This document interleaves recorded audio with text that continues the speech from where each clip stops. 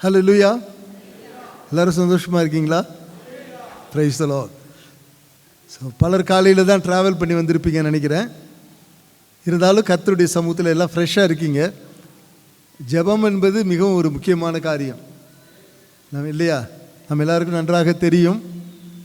அநேகர் நம்ம வசனங்களை கேட்பதற்கு ஆவலமாக இருக்கலாம், ஆனால் ஜெபிப்பதற்கு மிகவும் குறைவானவர்கள் தான். இருந்தாலும் நிறைய பேர் நீங்கள் வந்திருக்கீங்க, ரொம்ப சந்தோஷமாக இருக்குது. ஜெபத்தில் இந்த 2 நாட்கள் நாம் ஜெபத்தில் செலவழிக்கப் போகிறோம். ஆகினாலே இருதயங்களை ஒருமுகப்படுத்தி நம்மை தாழ்த்தி ஆண்டுடைய சமூகத்திலே நாம் ஜெபிக்கும்போது இந்த 2 நாட்களும் உண்மையாகவே பரலோகத்தை பூலோகத்திலே அனுபவிக்கக்கூடிய நாட்களாக இருக்கும் என்பதிலே எந்த விதமான சந்தேகமும் கிடையாது. விசுவாசத்தோடு ஆண்டவருடைய சமூகத்தில் வருவோம், ஒருமனத்தோடு வருவோம். ஆண்டவர் கேட்கறது எல்லாம் கண்டிப்பாக கொடுப்பார் என்ற ஒரு நம்பிக்கையோடு இருப்போம். கர்த்தர் கண்டிப்பாகவே நம்முடைய விசுவாசத்தை கனப்படுத்துவார். இந்த நாளிலே உங்களோடு கூட நான் பேசும்படியாக தெரிந்து கொண்ட ஒரு முக்கியமான தலைப்பு என்னவென்றால் மன உருக்கம், கம்பேஷன். மன உருக்கம் என்ற தலைப்பின் கீழ் உங்களோடு கூட இந்த நாளிலே நான் பேசும்படியாக விரும்புகிறேன். அருமையானவர்களே, மனதுருக்கம் என்றால் என்ன? வேத புத்தகத்திலே நீங்கள் பழைய ஏற்பாடாக இருந்தாலும் புதிய ஏற்பாட்டிலும் நாம் படிக்கிற ஒரு காரியம் கம்பேஷன், மனதுருக்கம் என்ற வார்த்தை நீங்கள் பயன்படுத்துவதை நாங்கள் பார்க்கலாம். ஆதி ஆகமத்திலிருந்து வெளிப்படுத்தின விசேஷம் வரையும் கூட இந்த இரக்கம், மன உருக்கம் என்ற பதம் வந்து கொண்டிருப்பதை நாம் பார்க்கலாம். அருமையானவர்களே, மனதுருக்கம் என்றால் என்ன என்பதை முதலாவதாக நான் உங்களுக்கு சொல்லும்படியாக விரும்புகிறேன். மனதுருக்கம் என்றால் பரிதபித்தல் அல்லது இரக்கம் பாராட்டுதல் அல்லது அன்பு காட்டுதல் என்று கூறலாம். மன உருக்கம் என்றால் பரிதபித்தல். இயேசு கிறிஸ்துவை நீங்கள் பார்க்கும்போது ஜனங்களுக்காக நான் பரிதபிக்கிறேன் என்று அங்கு சொல்லியிருப்பதை பார்க்கலாம். அநேக இடங்களிலே இயேசு கிறிஸ்து இந்த உலகத்தில் இருக்கும்போது இந்த மனதுருக்கம் என்ற பதத்தை சுவிசேஷங்களிலும் நாம் அடிக்கடி வாசிக்கிறோம். ஆகையினாலே மனதுருக்கம் என்றால் அது பரிதபித்தல் அல்லது இரக்கம் பாராட்டுதல் அல்லது அன்பு கூறுதல் என்று நாம் கூறலாம்.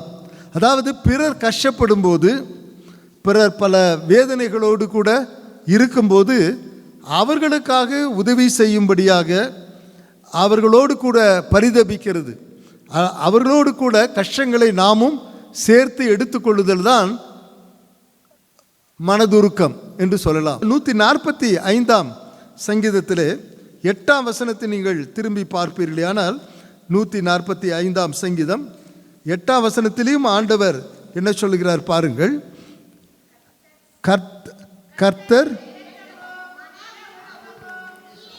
கர்த்தர் இரக்கமும் மன உருக்கமும் நீடிய சாந்தமும் உள்ளவராய் இருக்கிறார்.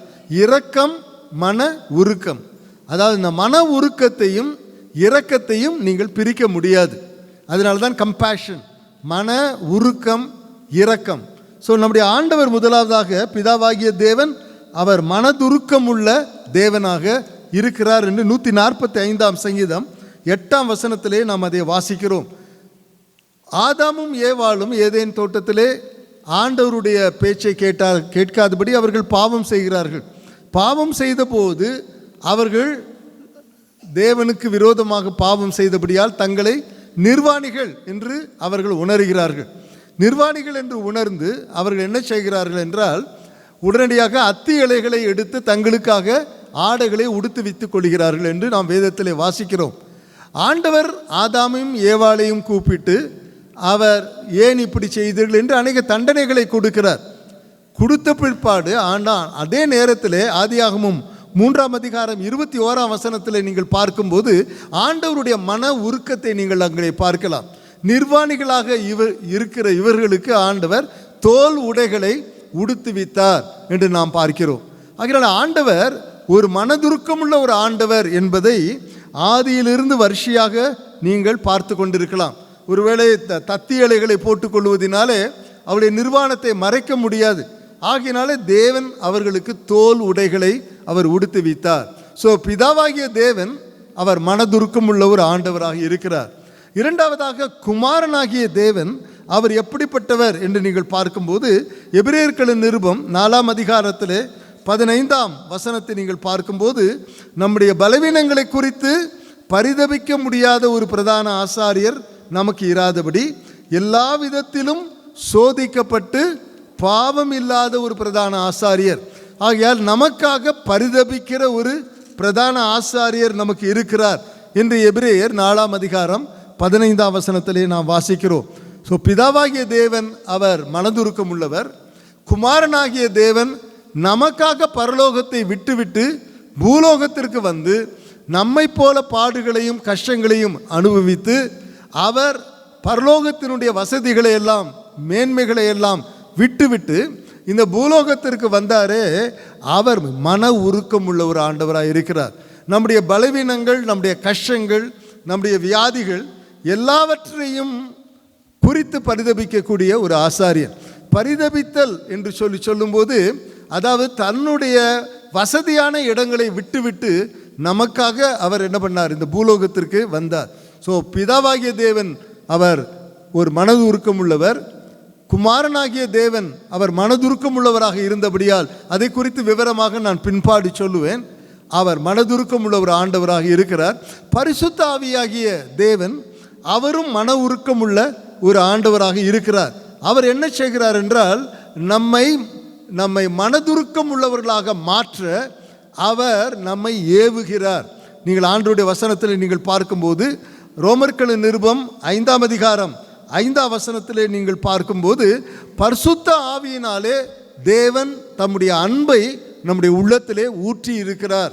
பரிசுத்த ஆவியானவர் நாம் என்ன சொல்ல மனதுருக்கும்படியாக இறக்கும்படியாக ஆண்டவர் நம்மை பரிசுத்த ஆவியானவர் தம்முடைய அன்பை நமக்குள்ளே ஊற்றி அவர் நம்மை மோட்டிவேட் பண்ணுகிறார். அதாவது நம்மை ஊக்குவிக்கிறவராக, நம்மை தூண்டுவிக்கிறவராக பரிசுத்த ஆவியாகிய தேவன் காணப்படுகிறார்.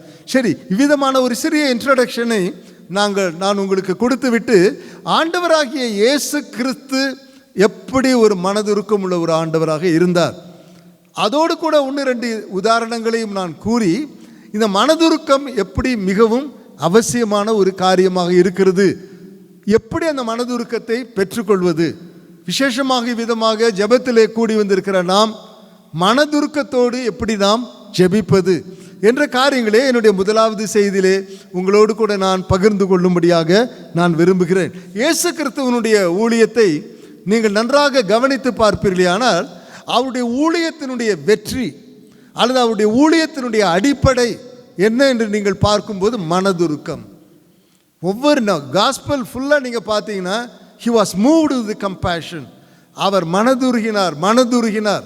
ஆகையினால இயேசு கிறிஸ்துவினுடைய ஊழியத்தினுடைய அடித்தளம் அல்லது சக்சஸ் என்று சொல்லுவோமே, ஆனால் அதற்கு அடித்தளமான ஒரு காரியம் மனதுருக்கம்.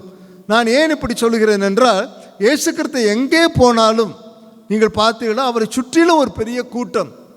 ஏனென்றால் அவர் அந்த கூட்டத்தின் பேரிலே அவர் மனதுருகிறவராக இருந்தபடினால் அவர்களுக்கு நன்மை செய்தார், அவர்களை வியாதியஸ்தர்களை குணமாக்கினார். அவர்களுடைய கஷ்டங்களிலே இவரும் தன்னை ஈடுபடுத்தி கொண்டவராய் காணப்பட்டார். அதனால என்ன இடத்துல போனாலும் பார்த்தீங்கன்னா பீப்புள் வேர் ஃப்ளாக்கிங் டுகெதர். அவரை சுற்றி ஜனங்கள் அவரை வந்ததற்கு காரணம் என்னவென்றால் அவர் கடின குணம் உள்ளவர் அல்ல, அவர் இலகிய மனம் உடையவர். அவர் ஆத்துமாக்களுக்கு கஷ்டப்படுகிறவர்களுக்காக அவர் இறங்குகிற தேவனாய் இருந்தார்.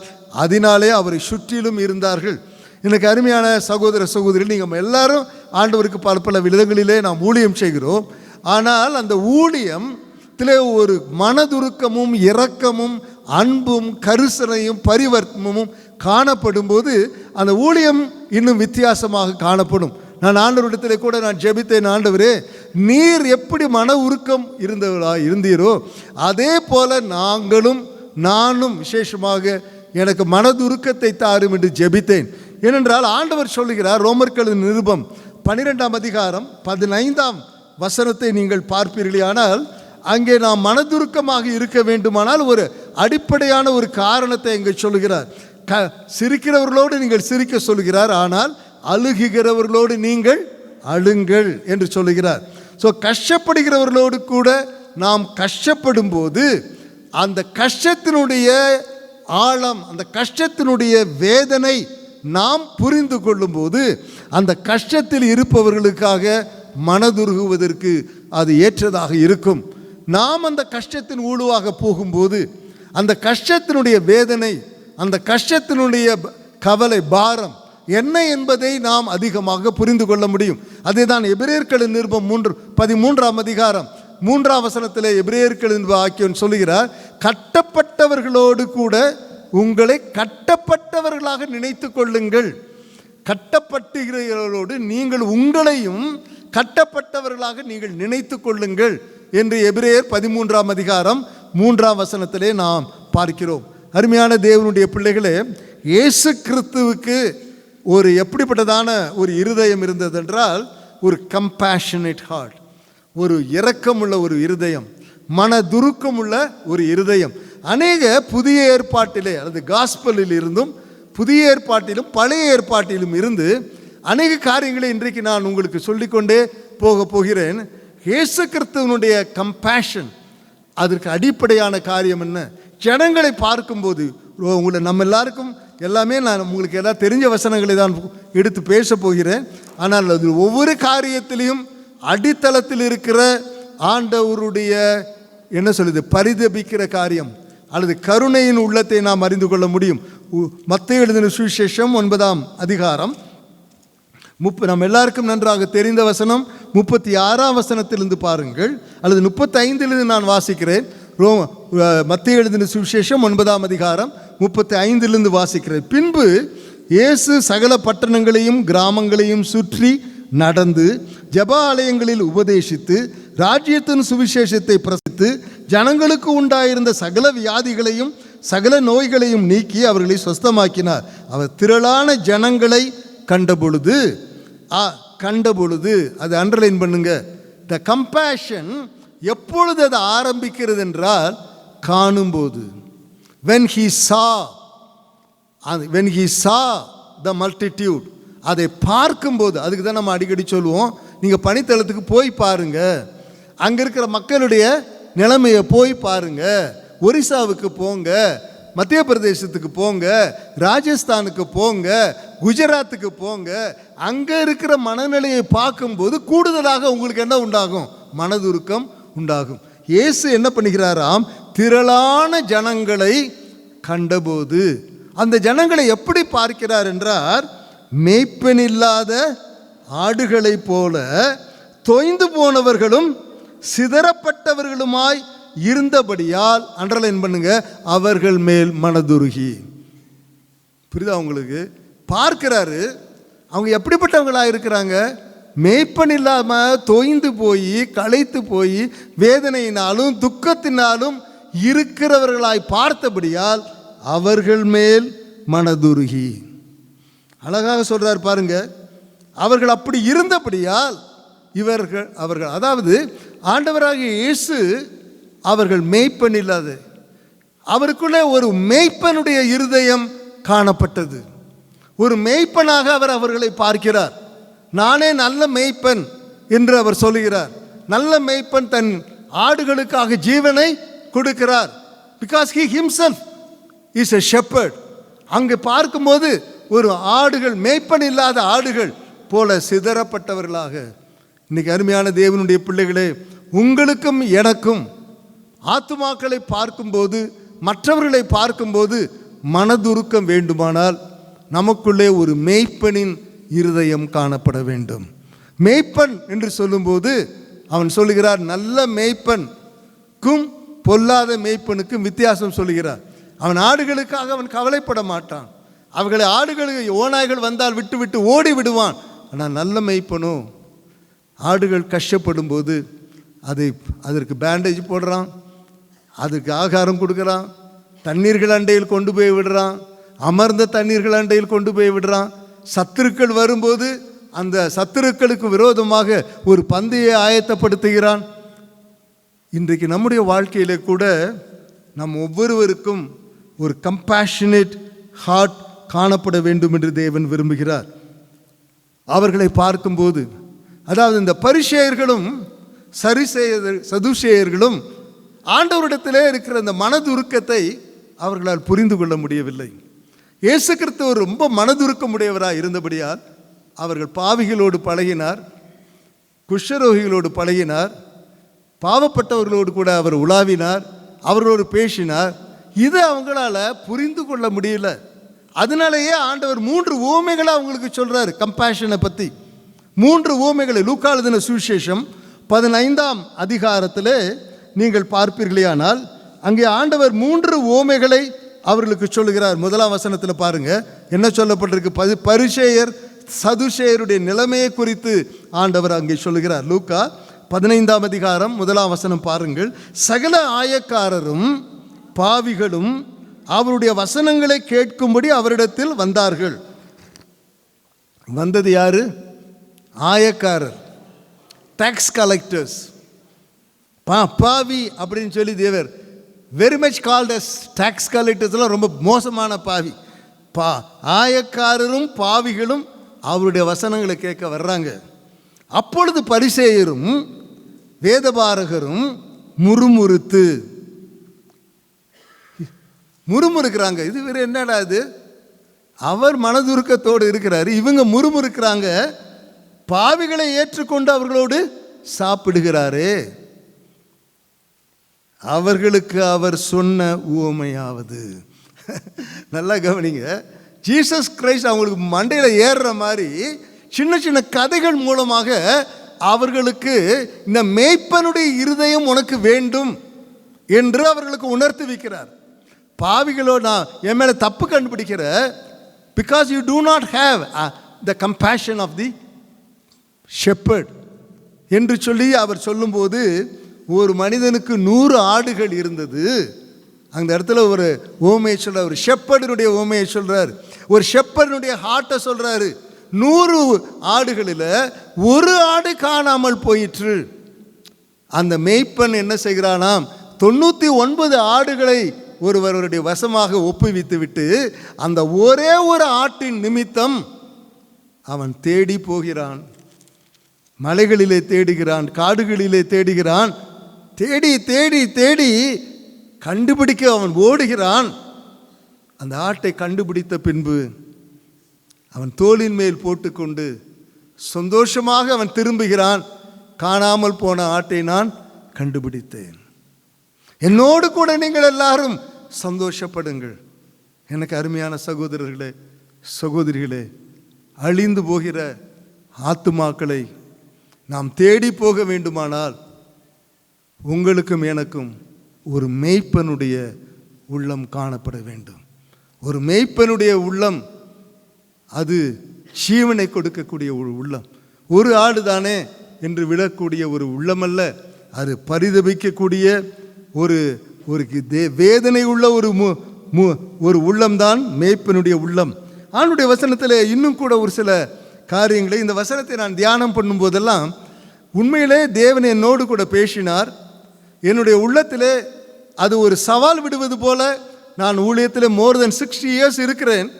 ஆனால் நம்முடைய ஊழியத்திலே இன்னும் அதிகரிக்க வேண்டிய ஒரு பகுதி மனதுருக்கம், அன்பு. நம்முடைய ஊழியத்திலே ஆத்துமாக்கள் மிகவும் குறைவாக காணப்படுவதற்கு கூட ஒரு காரணம் நம்மிடத்தில் மனதுருக்கம் இல்லாதது. நம்முடைய ஜெபக்குறைவு அல்லது பேரளவுக்கு ஜெபிக்கிறதுக்கு கூட ஒரு காரணம் போதுமான அளவு மற்றவர்களுடைய ஷூஸ்லே, மற்றவருடைய கஷ்டங்களிலே நம்முடைய கஷ்டமாக ஏற்றுக்கொள்ளும் போது அந்த மனது பாருங்க. மார்க் எழுதின சுவிசேஷம் 9ஆம் அதிகாரம், மார்க் எழுதின காஸ்பல்ஸில் நிறைய ஆண்டவருடைய மனதுருக்கங்களை நாம் பார்க்கிறோம். மார்க் எழுதின சுவிசேஷம் 9ஆம் அதிகாரம், ஆண்டவர் அங்கே என்ன சொல்கிறார் பாருங்கள். ஆண்டவரை ஏற்றுக்கொள்ளாத ஒரு மனிதர்களுடைய நிலைமையை குறித்து அங்கே சொல்கிறார். ஒரே ஒரு ஆத்மாவாக இருந்தாலும் 100 ஆத்மாவாக ஆண்டவரை ஒரு மனிதன் ஏற்றுக்கொள்ளாமல் இருக்கும்போது அவன் எவ்விதமாக நரகத்திற்கு போகக்கூடிய ஒரு மனிதனாக இருக்கிறான். அதாவது ஆண்டவராக இயேசு கிறிஸ்து ஒரு மனிதனை பார்க்கும்போது அவன் இழந்து போன நிலையிலே பார்க்கும்போது he is not lost for few days, he is lost forever. ஒரு ஆத்மா ஆண்டவரை விட்டு ஆண்டவரை ஏற்றுக்கொள்ளாமல் போகும்போது ஏதோ ஒரு சில நாட்கள் அல்ல, அவன் நித்தியமாக அவன் நரகத்திற்கு தள்ளப்படக்கூடியவனாய் இருக்கிறான். நாம் பரலோகத்துக்கு போகிறோம், ஆனால் ஆண்டவரை ஏற்றுக்கொள்ளாத ஒரு மனிதன் நரகத்திற்கு போய், அந்த நரகம் எப்படிப்பட்டது என்பதை தான் மார்க் 4ஆம் அதிகாரம் 3 முறை அவர் சொல்லுகிறார். 9ஆம் அதிகாரம், மார்க் எழுதின சுவிசேஷம் 9ஆம் அதிகாரம் 44ஆம் வசனத்திலே நரகம் எப்படிப்பட்டது என்று அங்கே சொல்லுகிறார். பாருங்கள், 9:44 அங்கே அவர்கள் புழு சாவாமலும் அக்கினி அவியாமலும் இருக்கும். 46ஆம் வசனத்தில் சொல்லுகிறார் மறுபடியும், அங்கே அவர்கள் புழு சாவாமலும் அக்கினி அவியாமலும் இருக்கும். அதோடு நிறுத்தவில்லை, 2வது முறை 3வது முறையும் சொல்லுகிறார். 48ஆம் வசனத்திலே அங்கே அவர்கள் புழு சாவாமலும் அக்கினி அவியாமலும் இருக்கும். ஐயோ, என்னுடைய சகோதரன் அக்கினியிலே வேதனைப்பட்டு கொண்டு இருக்கிறானே, நான் வேதனைப்பட்டு கொண்டு இருக்கிறேனே, அந்த இடத்திற்கு என் சகோதரனும் வரக்கூடாது என்பதை தான் நீங்கள் பார்க்கிறீர்கள். லூக்கா எழுதின சுவிசேஷம் 16ஆம் அதிகாரம் 23-25 அந்த ஐஸ்வர்யவானுக்கு கம்பேஷன் வருகிறது, மனஸ்தாபம் வருகிறது, மனவேதனை வருகிறது. எப்பொழுது? அவன் புழு அவியாமலும் அக்கினி வேகாமலும், அங்கே புழு சாவாமலும் அக்கினி அவியாமலும், ஆல்வேஸ் பேர்னிங், ஆல்வேஸ். அக்கினி அவியாதுன்னா எப்பொழுதும் எரிந்து கொண்டிருக்கிற இடத்திலே அந்த ஐஸ்வர்யவான் காணப்படும் போது அவன் ஆபிரகாமிடத்திலே ஒரு விண்ணப்பம் வைக்கிறான். ஆபிரகாமே, என் தகப்பனே,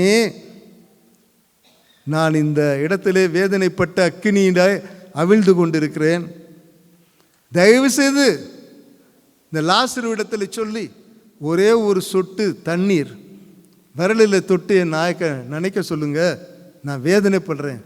அப்பொழுது ஆபிரகாம் சொல்கிறார், எப்பா, உனக்கும் எனக்கும் வரக்கூடாத அளவுக்கு ஒரு பெரிய பிளவு இருக்கிறது, இங்கே இருக்கிறது விரும்பணும், அங்கே போகணும்னு நினச்சா கூட போக முடியாது. அப்பொழுது அவர் சொல்லுகிறார், என்ன சொல்கிறாருன்னா, எனக்கு 5 சகோதரர்கள் இருக்கிறார்கள். அந்த 5 அப்போ அவருக்கு கம்பேஷன் வருது. அந்த 5 சகோதரர்களிலே ஒருவனும் இந்த புழு புழு வேகாமலும் அக்கினி கஷ்டப்பட்டு கொண்டு வரக்கூடிய ஒரு இடத்திற்கு, புழு சாவாமலும் சாகவும் மாட்டேங்குது, அவியவும் மாட்டேங்குது, அப்படிப்பட்ட இடத்துக்கு வரக்கூடாது. தயவுசெய்து இங்கிருந்து ஒரு ஆளை அனுப்புங்க, இந்த லாசரு அனுப்புங்கன்னா அவன் போய் சொல்லுவான்ல. ஆபிரகாம் என்ன சொல்கிறாருன்னா, அங்கே மோசே அவர்களுக்கு உண்டு, தீர்க்கதரிசிகள் உண்டு, அவர்களுக்கு அவன் செவி கொடாவிட்டால் மரித்தோரிலிருந்து ஒருத்தன் போய் சொன்னாலும் செவி கொடுக்க மாட்டான். எனக்கு அருமையான தேவனுடைய பிள்ளைகளே, இந்த இடத்துல 2 நாட்கள் நாம் ஜெபிக்க போகிறோம்.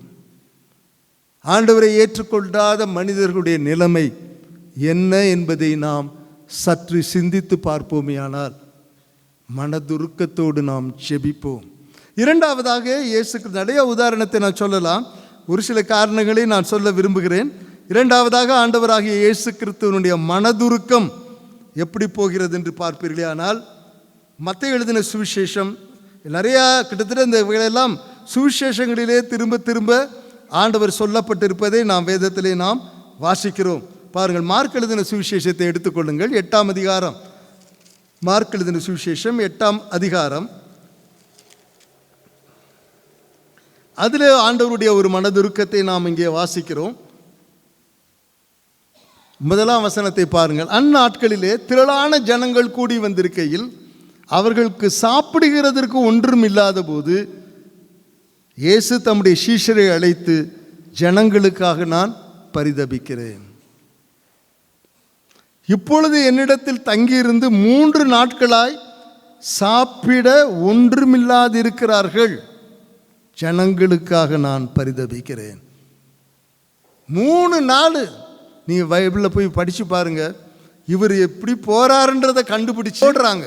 இவருக்கு முன்னாடி ஓடி 3 நாள் உட்கார்ந்து ஆண்டவருடைய வசனத்தை கேட்குறாங்க. சீஷர்கள் என்ன சொல்கிறாங்க, ஆண்டவரே 3 நாள் ஆச்சு ஆண்டவரே, டைமும் ஆயிடுச்சு, இவங்களுக்கெல்லாம் சாப்பாடு கொடுக்க எங்களால் முடியாது, இவங்களெல்லாம் என்ன பண்ணிடுங்க, அனுப்பிடுங்க. அதுதான் நம்முடைய இருதயம். ஆனால் ஆண்டவர் என்ன சொல்கிறாரு, 3 நாள் என்னோடு கூட இருந்தாங்கப்பா, 3 நாள் என்னோடு கூட இருந்தாங்க.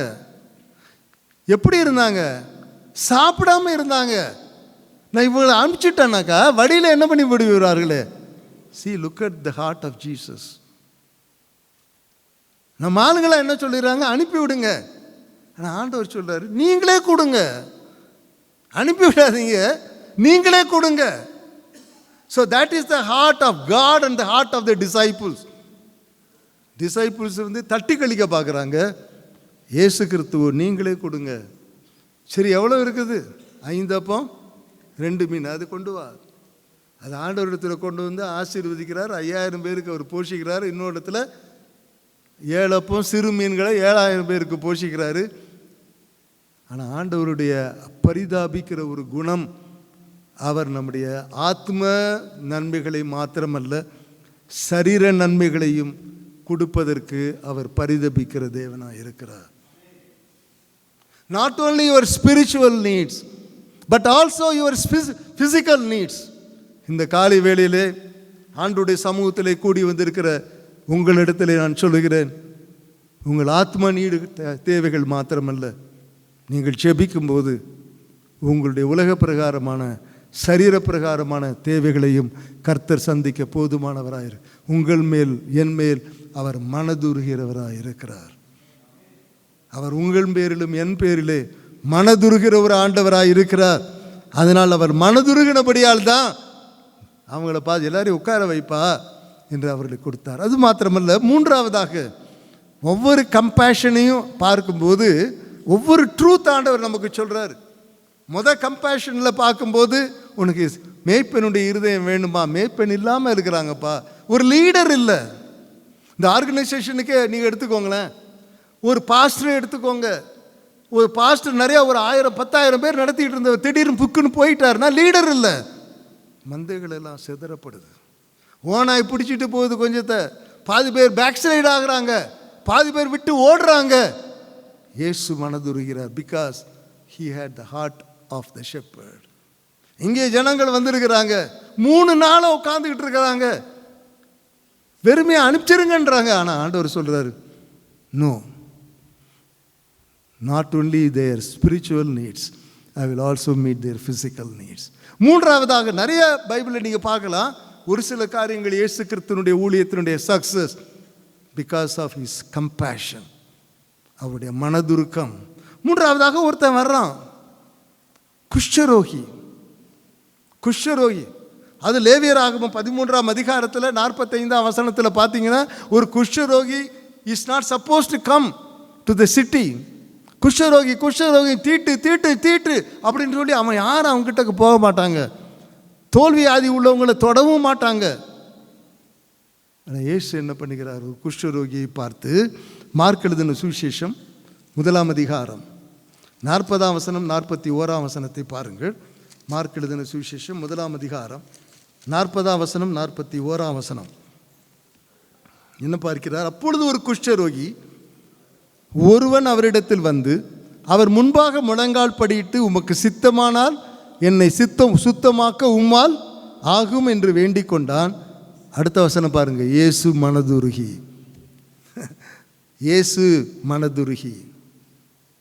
40ஆம் வசனத்தில் அவன் கேட்குறான், 41ஆம் வசனத்தில் என்ன பார்க்குறோம்? இயேசு மனதுருகி கையை நீட்டி அவனை தொட்டு, கையை நீட்டி அவனை தொட்டு. நீ நிறைய பேர் பார்ப்பேன் நான், குஷ்டரோகிகள் வீட்டில் அம்மா காசு கொடுங்க, ஐயா பசி இல்லை சட்டியாக இருக்கிறேன் அப்படின்னு நம்ம காசு போட்டால் கூட எப்படி போடுவோம்? கரெக்டாக சொல்கிறார். ஏன்னா கிட்டக்க எது தொட்டக்கூடாது, தொட்டால் கூட என்ன பண்ணிடும்? நாங்களாம் எங்களுக்கு கல்லூரி நாட்களில் நான் பிரதர் ஸ்டான்லியில் வாரத்துக்கு ஒரு முறை குஷ்டரோகிகளை பார்ப்போம். குஷ்டரோகிகளை அவங்கள்ட்டலாம் கிட்டக்க இப்படி தொடும்போது தொட்டாலே அவங்களுக்கு சந்தோஷமாக இருக்கும். ஏன்னா தொட்டாலே நம்ம மனுஷன் என்ன நினச்சிக்கிட்டு இருக்கிறான், கையை இப்படி தூக்கி தானே போடுறீங்க நீங்கள். நாங்கள் ப்ரெட்டெல்லாம் கொடுத்து நாங்களும் சாப்பிடுவோம், அவங்களுக்கும் வாங்கி கொடுப்போம், எங்களுக்கும் ரொம்ப சந்தோஷமாக இருக்கும், அவங்களும் சந்தோஷமாக இருப்பாங்க. ஒரு 30 குஷ்டரோகிகள்லாம் வேறு வந்துக்கிட்டே இருப்பாங்க, போய்கிட்டே இருப்பாங்க. நிறைய பேர் சொஸ்தமும் ஆனாங்க. இயேசு லேவியராகமம் 13:45 படித்து பாருங்க. குஷ்டரோகி குஷ்டரோகி தீட்டு தீட்டு. ஆனால் இந்த தீட்டான மனுஷனிடத்தில் நெக்லெக்டட், அன்டச்சபிள் பர்சன், ஒரு கீழ் ஜாதி, ஒரு சாதாரண ஆள்ஸு. அதனால தான் நம்ம ஆளுங்கள்லாம் ஊழியம் செய்யும்போது, ட்ரைபல் பிளேஸில் ஊழியம் செய்யும்போது, அவங்க நம்முடைய மெடிக்கல் ஃபீல்டுக்கு போனவங்க அவங்க கையெல்லாம் தொட்டும் போது அங்கே இருக்கிற ட்ரைபல் பீப்புளுக்கு they were shocked because nobody will touch them. They were treated as untouchables.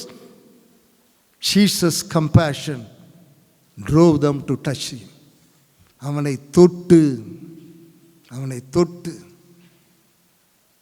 தொட்டு என்று வேதம் மார்க் எழுதின சுவிசேஷம் 1ஆம் அதிகாரம் 41ஆம் வசனத்தில் இயேசு மனதுருகி கையை நீட்டி அவனை தொட்டு. நீ நிறைய பேர் கட்டக்கு தொடுறது கூட பயப்படுறாங்க. பயப்படாதீங்க.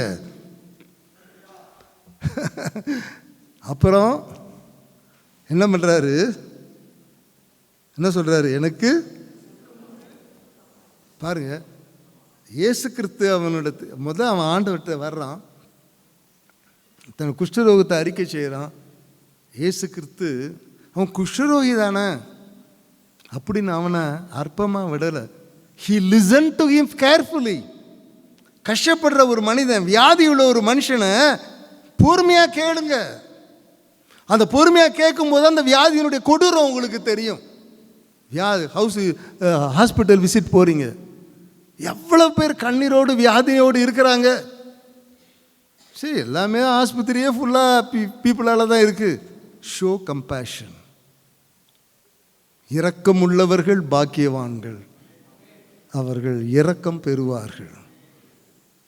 இறங்குங்கள். கஷ்டப்படுறவங்களுக்கு இறங்குங்க, துன்பப்படுறவங்களுக்கு இறங்குங்க. இயேசு கிறிஸ்து இந்த குஷ்டரோகியை தொட்டார். Jesus practised compassion. இயேசு கிறிஸ்து மனதுருக்கத்தை நடைமுறையிலே அவர் காட்டுகிற ஒரு ஆண்டவராக இருந்தார்.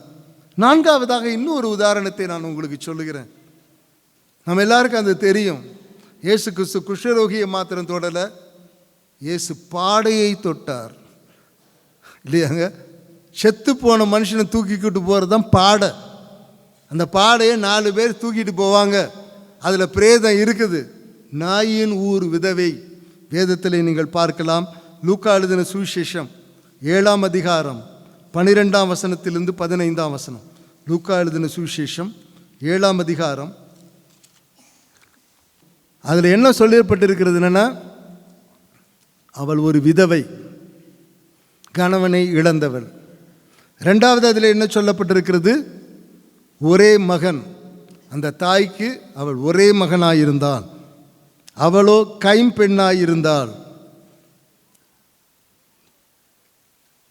13ஆம் வசனத்திலே பார்க்கிறோம், கர்த்தர் அவளை பார்த்து அவள் மேல் மனதுருகி. He saw her. He did not ignore her. He saw her as a woman. She's a widow. As one who has got only son, she lost that son also. ஒரு பையன் இருந்தான், அவனும் போயிட்டான். அவளுக்கு பென்ஷன் கிடையாது, அவளுக்கு ஆதரவு கிடையாது, அவளுக்கு உதவி செய்வதற்கு ஆட்கள் கிடையாது. அவள் மேல் மனதுருகினார். தூக்கி உதறிட்டு போயிடல. கஷ்டப்பேர் எத்தனையோ பேர் தான் பிரதர் கஷ்டப்பட்டுக்கிட்டே எப்படியே இருக்காங்க. அதெல்லாம் பார்த்துட்டு முடியுமா பிரதர்? கண்ணை மூடிட்டு அவர் போகல. He restored the boy back to the mother. அவனை உயிரோடு எழுப்பி பாடையை தொட்டார். அப்படி பைபிளில் இருக்குல்ல, பாருங்க. லூக்கா எழுதின சுவிசேஷம் 7ஆம் அதிகாரம், மனதுருகி அழாதே என்று சொல்லி கிட்ட வந்து அப்படியே தூரத்தில் நின்றுட்டு அப்பா அப்படி போடல. அவரு எங்கே வராரு? He came near. நாத்தனை அறிட்டு இருக்கலாம், கிட்ட வந்து பாடையை தொட்டார். அதை சுமந்தவர்கள் வாலிபனே எழுந்திரு. அருமையான தேவனுடைய பிள்ளைகளே, நாம் எல்லாருமே ஆண்டவருடைய ஊழியக்காரர்கள். நாம் எல்லாருமே ஆண்டவருடைய செயலை செய்கிறவர்கள். நம் ஒவ்வொருவரையும் ஆண்டவர் பயன்படுத்த விரும்புகிறார். நாம் ஒவ்வொருவரும் மக்களோடு மக்களாக இருக்க வேண்டும். மக்களோடு மக்களாக நம்மை ஐடென்டிஃபை பண்ண வேண்டும். மக்களோடு மக்களாக நாம் வாழ வேண்டும்.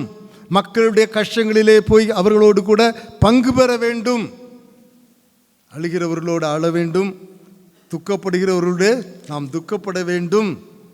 த கேரக்டர் ஆஃப் ஜீசஸ், ஆண்டவருடைய குணாதிசயத்தை என்னட்ட பார்த்தீங்கன்னா, பிரதர் ஆண்டவருடைய கேரக்டர் என்ன ஒரே ஒரு வார்த்தையில் சொல்லுங்க அப்படின்னு சொன்னீங்கன்னா, அவர் தேவகுமாரன், சிறந்த ஊழியர், அற்புதங்களை செய்கிறவர், அதிசயங்களை செய்கிறவர், வானத்தை விட்டு பூமிக்கு வந்தவர், எல்லாத்தையும் சேர்த்து ஒரு வார்த்தையில் நான் சொல்லணும்னா அவர் மனதுருக்கம் உள்ளவர். That is the most basic necessity of any servant of God. எந்த ஒரு ஊழியனுடைய அடிப்படையான ஒரு குணாதிசயம் மனதுருக்கம். நீங்க மனதுருக்கத்துக்காக ஜெபம் பண்ணுங்க. எப்படி மனதுருக்கத்தை பெற்றுக்கொள்றது, எப்படி மனதுருக்கத்தில் வளர்றது, இதெல்லாம் குறித்து நான் உங்களோட கூட நான் பேச தான் போகிறேன். தட்ஸ் வை நான் எல்லாத்தையும் ஸ்கிப் பண்ணிட்டு போகிறேன். அருமையான தேவனுடைய பிள்ளைகளே, அவர் God is a God of compassion. பொதுவாகவே அங்கே ரொம்ப அதிகாரத்தில் இருக்கிறாங்கல்ல, அதிகாரத்தில் நான் தான் ஒரு பெரிய இந்த பெரிய அதிகாரின்னு வச்சுக்கோங்களேன். இந்த பொதுவாக அந்த அதிகாரிகளுக்கு பொதுவாகவே நானும் ஒரு அதிகாரியாக இருந்தவன் தான். அந்த அதிகாரிகளுக்கு பொதுவாக என்ன இருக்காது, தப்பாக நினச்சிக்காதீங்க, என்ன இருக்காது, கம்பேஷன் இருக்காது. ஏன்னா அவங்க எதிலே இருந்தவங்க, இந்த அதிகார மமத்தையிலே இருந்தவங்க. அதனால் அவங்களுக்கு கொஞ்சம் அந்த இறக்கன்றது அதிகமாக வராது. அதனால தான் சில பேர் ஊழியத்தில் போக போக யாராவது பேசாத பேசாத, ஒரு ஊழியக்காரன் அவர் பேர் சொல்ல விரும்பலை, பாவம் ஒருத்தர் அம்மா வந்து கேட்குது, ஐயா நான் அப்படி கஷ்டப்பட பேசாத பேசாத. அது நீங்கள் வீடியோ பார்த்தீங்களா, யூடியூப்பில் வந்துச்சு. அவர் பெரிய சர்ச்சினுடைய இது. அதாவது நான் நிறைய ஐஏஎஸ் ஆஃபீஸர்கிட்ட வேலை பார்த்துருக்குறேன். கிட்டத்தட்ட ஒரு 10-12 கடைசியாக ஐஏஎஸ் ஆஃபீஸர்களுக்கு கிட்ட ரொம்ப நெருக்கமானவங்க நான் வேலை பார்த்துருக்குறேன். நிறைய ஐஏஎஸ் ஆஃபீஸர்களை பழக்கும்போது அவங்க யாராவது இந்த பெட்டிஷன் கொடுக்க வருவாங்க. நான் நடைமுறையாகவும் கொஞ்சம் பேசுவேன், கவலைப்படாதீங்க, அப்போ உங்களுக்கு புரியறதுக்கு தான் அதெல்லாம் பேசுகிறேன். அவங்க உள்ளே வருவாங்க. பார்த்தீங்கன்னா இந்த அதிகாரி என்ன பண்ணுவார் தெரியுமா, அந்த மூஞ்சை பார்க்க மாட்டார். மூஞ்சை பார்த்தா அவருக்கு என்ன வந்துடும், அதனால் அப்படி செவத்தை பார்த்துட்டு பேசிகிட்டு இருப்பார். உள்ளதை சொல்கிறேன் பிரதர், உள்ளதை தான் சொல்கிறேன். ஏன்னா அவங்களுக்கு ஒரு எப்படிப்பட்டதான பழக்கம் கொடுத்துருக்காங்கன்னா, என்ன பண்ணினா அதனால் மூஞ்சை பார்த்தா ஐயோ கஷ்டப்படுறாங்களே, ஹஸ்பண்ட் ஒரு இடத்துல, ஒய்ஃப் ஒரு இடத்துல கஷ்டப்படுறாங்களே, பரிதாபப்பட்டு என்ன கொடுத்துருவார், ட்ரான்ஸ்ஃபர் கொடுத்துருவார். ஆனால் இயேசு ஜனங்களை கண்டு மூஞ்சை பார்த்தாரு. முகம் கண்ணீராக இருக்குதே, என் பிள்ளை கண்ணீர் சிந்துதே, வேதனைப்படுதே. He was moved with compassion. முகத்தை பாருங்க, கஷ்டப்படுறவங்களுடைய மூஞ்சை பாருங்க, வேதனைப்படுறவங்களுடைய துக்கத்தை பாருங்க. இயேசு கிறிஸ்து தம்மளை வந்தவங்க மாத்திரமல்ல, தம்மை வேண்டாம் என்று ஒதுக்கினவங்க மேலேயும் ஆண்டவர் ஒரு எப்படிப்பட்டவராக இருந்தார் தெரியுமா, அவர் மிகுந்த மன உருக்கம் உள்ளவராக இருந்தார். தன்னை வேண்டாம் என்று ஒதுக்கினவங்களையும் கூட, பரிசேயர் சதுசேயர்கள், அவரை சிலுவையில் அறைந்தவர்கள், அவரை ரிஜெக்ட் பண்ணவங்க. அதனால தான் அவர் சொல்கிறார், லூக்கா 13ஆம் அதிகாரம் 34ஆம் வசனத்தில் நீங்கள் பார்ப்பீர்களேயானால், எருசலேமை பார்த்து கண்ணீர் விட்டு அழுகிறார். ஓ எருசலேமே எருசலேமே, உனக்கு கொடுக்கப்பட்ட இந்த நாட்களிலாவது நீ மனம் திரும்புதலுக்கு ஏற்றவைகளை தேடினால் நலமாயிருக்குமே. அவர் அழுகிறார். இன்னும் லூக்கா எழுதின சுவிசேஷம் 23ஆம் அதிகாரம் 27ஆம் வசனத்திலே, ஸ்திரீகள் எல்லாரும் அவரை பார்த்து பரிதபித்து அழுது கொண்டே பின்னாடி வரும்போது இயேசு கிறிஸ்து சொல்லுகிறார் ஸ்திரீகளை பார்த்து, எனக்காக அனுதாபப்பட வேண்டாம், எனக்காக நீங்கள் மனஸ்தாபப்பட வேண்டாம், உங்களுக்காகவும் உங்கள் பிள்ளைகளுக்காகவும் நீங்கள் அழுங்கள். இயேசு கிறிஸ்து அப்படிப்பட்டதான ஒரு கம்பேஷனேட் ஆண்டவராக இருந்தார். அது மாத்திரமல்ல, நான் சொன்ன முதல்ல கஷ்டப்படுறவங்களுக்கு, வியாதியில் இருக்கிறவங்களுக்கு, ஆண்டவரை விட்டு போய் மந்தையை விட்டு செதறிக்கிட்டு போனவங்களுக்கு, இவங்க மேலெல்லாம் ஆண்டவர் கம்பேஷனேட்டாக இருந்தார். எதிரிகளுக்கெல்லாம் அவர் கம்பேஷனேட்டாக ஜெபம் பண்ணார். பிரதர், அப்போ ஊழியக்காரர்களுக்கெல்லாம் அவர் கம்பேஷனேட்டாக இருக்கிறாரா பிரதர்? எஸ், ஊழியக்காரர்கள் மேலும் ஆண்டவர் எப்படிப்பட்டவராக இருக்கிறாரா? அவர் பரிதபிக்கிறவராக இருக்கிறார். 135ஆம் சங்கீதம் 14ஆம் வசனத்தை பாருங்கள். 135ஆம் சங்கீதம் 14ஆம் வசனத்தை பாருங்களேன். அங்கே ஆண்டவருடைய வசனம் என்ன சொல்லுது பாருங்க. கர்த்தர் தம்முடைய ஜனத்தை நியாயத்தை விசாரித்து தம்முடைய ஊழியக்காரர் மேல் பரிதாபப்படுவார். எனக்கு ரொம்ப சந்தோஷமா இருந்துச்சு. கர்த்தர் தமது ஊழியக்காரர் மேல் என்ன பண்ணுவாராம்? He is compassionate towards his servant. ஏன் பையன் பாவம் ராத்திரி பகலாக அலையிறான்டா, சாப்பிடாம ஊழியம் செய்கிறான்டா, தான் சொந்த காசெல்லாம் போட்டு வேலை செய்கிறான்டா, யாரும் அவனை அப்ரிஷியேட் பண்ணாட்ட கூட என்ன பண்ணுறான்? வேலை செஞ்சுக்கிட்டு இருக்கான் இல்லையா? ஊழியக்காரர்கள் மேல் அவர் எப்படிப்பட்டவராக இருக்கிறாரா? ஒரு அல்லேலூயா சொல்லலாமா? உங்கள் மேலும் என் பேரிலும் ஆண்டவர் எப்படிப்படுறாரா? பரிதபிக்கிற ஒரு ஆண்டவராக இருக்கிறார். அதனால தான் பைபிள் என்ன சொல்லியிருக்குது? அவர் நாம் பாவம் செய்யும் போது நமக்காக பிதாவிடத்திலே பரிந்து பேசுகிறவராய், பரிதபிக்கிறவராய். பேதுரு பாவம் செய்தார், ஆண்டவரை மறுதளிக்க போறாரு. உன்னை சொலகுல பிசாசு புடையிற மாதிரி பிசாசு என்கிட்ட பெர்மிஷன் கேட்டுட்டார்.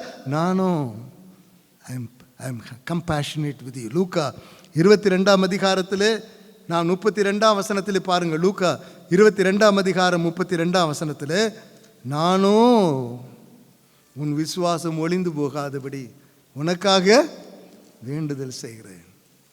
எனக்கு அருமையான தேவனுடைய பிள்ளைகளே, எனக்கு ரொம்ப கம்ஃபர்டிங்காக இருந்துச்சு, எனக்கு ரொம்ப சந்தோஷமாக இருந்துச்சு. என்ன தெரியுமா?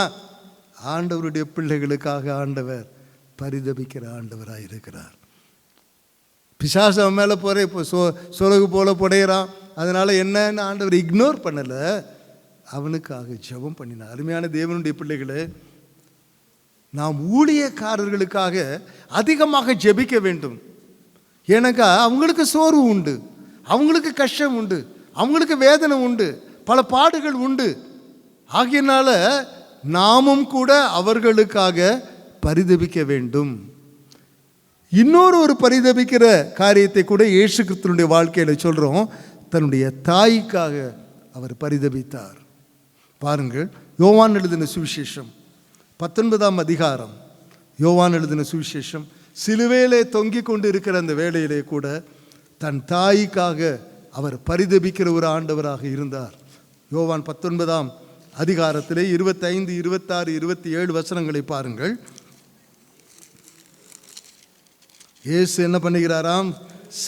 எங்க இருந்து? சிலுவையிலே தொங்கிக் கொண்டு இருக்கும்போது சிலுவையின் அருகே அவருடைய தாயும் தாயின் சகோதரி கிளையோப்பா மரியாளும் மகதலேனா மரியாளும் நின்று கொண்டிருந்தார்கள். அப்பொழுது இயேசு தம்முடைய தாயையும் அருகே நின்ற தமக்கு அன்பான சீஷனையும் கண்டு தம்முடைய தாயை நோக்கி, ஸ்திரீயே, அதோ உன் மகன். பின்பு அந்த சீஷனை நோக்கி, அதோ உன் தாய் என்றார். அந்நேரம் முதல் அந்த சீஷன் அவளை தன்னிடமாய் ஏற்றுக்கொண்டாள். நான் உலகத்துக்கு இரட்சகராக வந்தேன், என் வேலையை நான் முடிச்சிட்டேன். அம்மா எக்கேடுக்கிட்டு போனா என்ன, யார் எக்கேடுக்கிட்டு போனா எனக்கு இல்லை. He had compassion for his mother. ஊழியத்துக்கு போகிற நீங்கள் உங்கள் மனைவி மேலே பரிதாபப்படுங்க. அவங்க பாடுபட்டு ராப்பகலாக வேலை செய்கிறாங்க. உங்கள் பிள்ளைகள் மேலே பரிதாபப்படுங்க, உங்கள் கணவன் மேலே பரிதாபப்படுங்க, அவங்க கஷ்டத்திலும் நஷ்டத்திலும் பரிதாபப்படுங்க.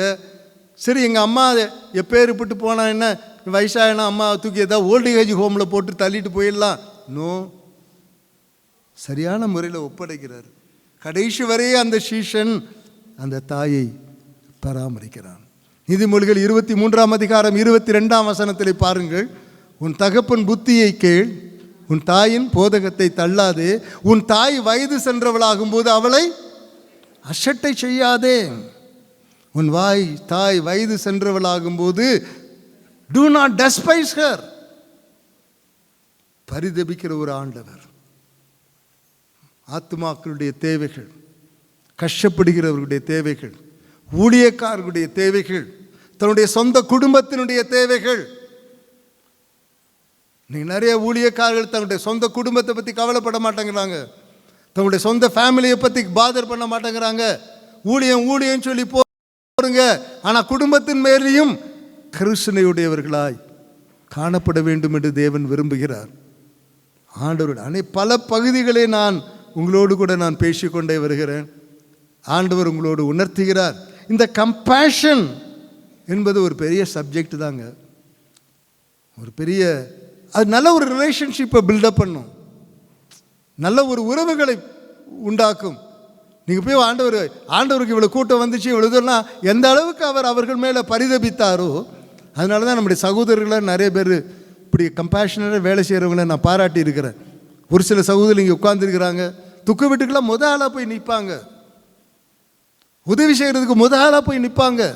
அந்த வீட்டில் உதவியே கிடையாது, இவங்க தான் போய் முதல்ல போய் உதவி செய்வாங்க. இரக்கமுள்ளவர்கள் அவர்கள் இரக்கம் பெறுவார்கள். இன்னும் யாரெல்லாம் நம்ம கம்பேஷன் ஆக போகிறோம் பார்க்க போகிறோம். ஆனால் அதுக்கு முன்னாடி இந்த கம்பேஷனை நம்ம சட்டம் மாதிரி போட்டுக்கணுன்ற ஆண்டவர். கொலோசியர்கள் நிருபம் 3ஆம் அதிகாரம் 12ஆம் வசனம். கொலோசியர்கள் நிருபம் 3ஆம் அதிகாரம் 12ஆம் வசனத்தை பாருங்கள். என்ன சொல்றாருங்க அப்போஸ்தலனாகிய பவுல்? கொலோசியர் 3:12. ஆகையால் நீங்கள் பிரிந்து கொள்ளப்பட்ட பரிசுத்தமும் பிரியமும் உருக்கமான இரக்கத்தையும் தயவையும், உருக்கமான இரக்கத்தை நீங்கள் தரித்து கொண்டு, புட் ஆன் கம்பேஷன். சட்டையை போடுற மாதிரி கம்பேஷனை உங்கள் உறுதி இல்லத்தில் போட்டுக்கோங்க. எபேசியர்களின் நிருபம் 4ஆம் அதிகாரம் 32ஆம் வசனத்திலே அவர் கூடுதலாக சொல்லுகிறார். என்ன சொல்லுகிறார் பாருங்கள். ஒருவருக்கு ஒருவர் தயவாயும் மன உருக்கமாயும், ஒருவருக்கு ஒருவர் பிட்வீன் ஈச் அதர், ஒருத்தருக்கு ஒருத்தர் நம்ம கிருபை தயவு பாராட்டணும், மன உருக்கமாக இருக்கணுமா. ஒருவருக்கு ஒருவர் தயவும் மன உருக்கமாக இருந்து கிறிஸ்துவுக்குள் தேவன் உங்களுக்கு மன்னித்தது போல நீங்களும் ஒருவருக்கு ஒருவர் மன்னியுங்கள். ஸோ ஒருவருக்கு ஒருவர் மன உருக்கம். ஒரு சின்ன தப்பு நடந்து போச்சு, டோ நாட் கண்டம் ஹிம், அவரை ஒழிச்சு கட்டிடாதீங்க. மன உருக்கம் உள்ளவராய் ஒருவருக்கு ஒருவர் மன்னித்து, மன உருக்கம். மன உருக்கத்தை கூட உங்களோடு கூட நான் பேசிக்கொண்டிருக்கிறேன். நாம் மன உருக்கத்தை அணிந்து கொள்ள வேண்டும். இப்பொழுது 2 உதாரணத்தை உங்களுக்கு சொல்ல போகிறேன். ஒன்று from old testament and another from new testament. இந்த 2 பேருடைய வாழ்க்கையில் அவங்க எப்படி மன உருக்கமாக இருந்தாங்க. ஒன் வாஸ் அ கிங், ஒருத்தர் ராஜா, இன்னொருத்தர் இயேசு கிறிஸ்து சொன்ன ஒரு ஊமை. இந்த 2 ஊமைகளில் இந்த மன உருக்கத்தை குறித்து நான் உங்களோடு முதலாவது நான் சொல்ல போகிற ஒரு நபர் தாவீது. தாவீது பற்றி நிறைய காரியங்களை தாவீதை பற்றி உங்களையும் பற்றி நான் உங்கள்கிட்ட சொன்னால் நீங்கள் சொல்லுவீங்க. என்ன சொல்லுவீங்கன்னா, தாவீது கோலியாத்தை வீழ்த்தினவர், கரெக்ட். தாவீது என்ன பண்ணவர், சவுலுக்கு பயந்துட்டு ஓடி குகையில் போய் உட்கார்ந்துக்கிட்டு இருந்தவர், ரைட். தாவீது ஆடு மேய்ச்சிட்டு இருக்கும்போது ஒரு விசை சிங்கமும் ஒரு விசை கரடியும் வந்தது, சிங்கத்தையும் கரடியும் இந்த ஆட்டுக்குட்டியை தப்புவித்தவர். வருஷம் நிறைய தாவீது ராஜாவுடைய மருமகன். தாவீது கடைசியாக ராஜாவானவர். எல்லா காரியங்களிலும் ஆண்டவர் விடுதலை கொடுத்துட்டு அவரை ஒரு பெரிய ராஜாவாக்கிட்டாரு. சவுல் கொன்றது 1000, தாவீது கொன்றது 10000. was a young man, he achieved great things எல்லாம் சொல்லுவோம். ஆனால் தாவீது எல்லாவற்றிற்கும் மேலே ஒரு உயர்ந்த ஒரு காரியம் தாவீதை குறித்து சொல்லணும்னாக்கா, ஒரு ராஜாவாக இருந்தது. எல்லாம் ஓடிப்போன நிலையில் அல்ல, ஒன்றுமில்லாத ஒரு நிலையில் அல்ல. he became the king. ஆடுகளை மேய்ச்சவன் ஆண்டவர் இப்போ அவனை உயர்த்தி எங்கே கொண்டு போயிட்டாரு, இஸ்ரவேலையே மேய்க்கிறதுக்கு ராஜாவாக கொண்டு போயிட்டார். அப்போ ஒரு வார்த்தை கேட்குறாரு ராஜாவான பிற்பாடு, சவுல் பொதுவாக நான் ஒரு எதிரி அரசாங்கம் வந்துருச்சுன்னா பழைய அரசாங்கத்தை ஒழிக்கிறதுக்கு தான் பார்ப்பாங்க. அவனோட யாரெல்லாம் ஒட்ட அச்சடாக இருந்தால் அவனெல்லாம் மாற்றி விட்டுருவாங்க. ஆனால் இவர் கேட்குறாரு, என்னுடைய எதிரி சவுல் அவங்க குடும்பத்துக்கு யாருக்கா இன்னும் நன்மை செய்யாமல் இருக்குதா? பாருங்கள், 2 சாமுவேல் 9ஆம் அதிகாரம், 2 சாமுவேல் 9ஆம் அதிகாரம் 1ஆம் வசனத்திலிருந்து பாருங்களேன்.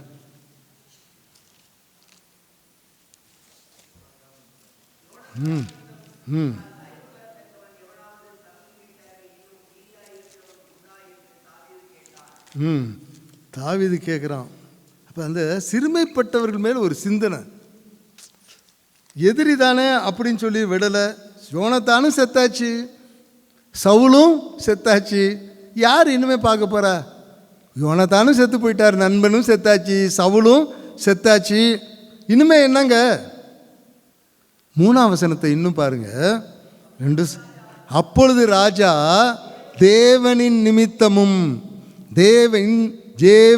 நிமித்தம் நான் சவுலின் குடும்பத்தாருக்கு தயை செய்யும்படி, அண்டர்லைன் பண்ணுங்க அத்தனையும், தேவனின் நிமித்தம் நான் சவுலின் குடும்பத்திற்கு தயை செய்யும்படி அவன் வீட்டாரில் யாது ஒருவன் இன்னும் மீதியாய் இருக்கிறானா? That is the heart of David. Whole family சவுலுடையது என்டையர் ரூட் அவுட் பண்ணிடுவோம். நோ யாராவது இருக்காங்களாப்பா சவுல் குடும்பத்தை சேர்ந்தவங்க? தேவன் நிமித்தம் நான் இதை கேட்குறேன். I am a man after God's own heart. தேவனுடைய இருதயத்துக்கு ஏற்ற ஒரு மனிதன் தாவீது. அவர் கேட்குறாரு, இன்னும் யாரா இருக்காங்களா? அப்போ சீபா சொல்கிறாரு, என்ன சொல்கிறாரு?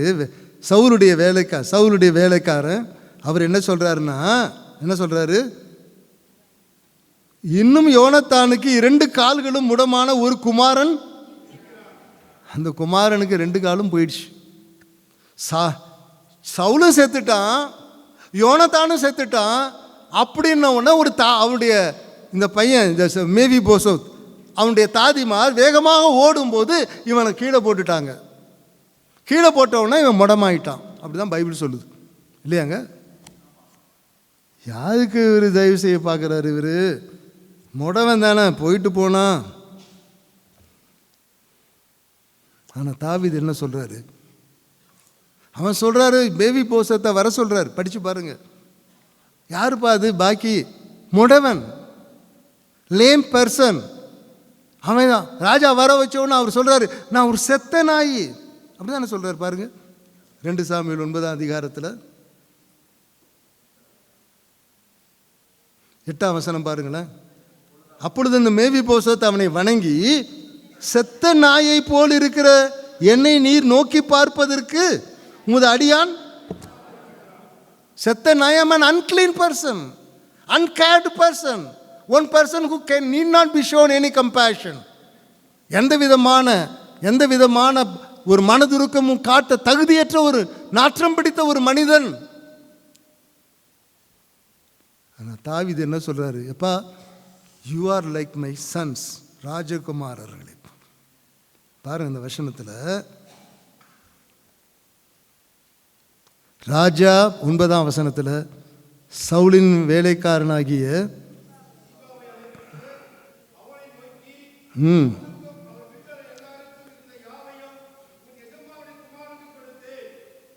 சவுலும் அவன் வீட்டா எல்லாத்தையும் எமாரனுக்கு கொடுத்துட்டேன், அவ்வளோதான், முடிஞ்சு.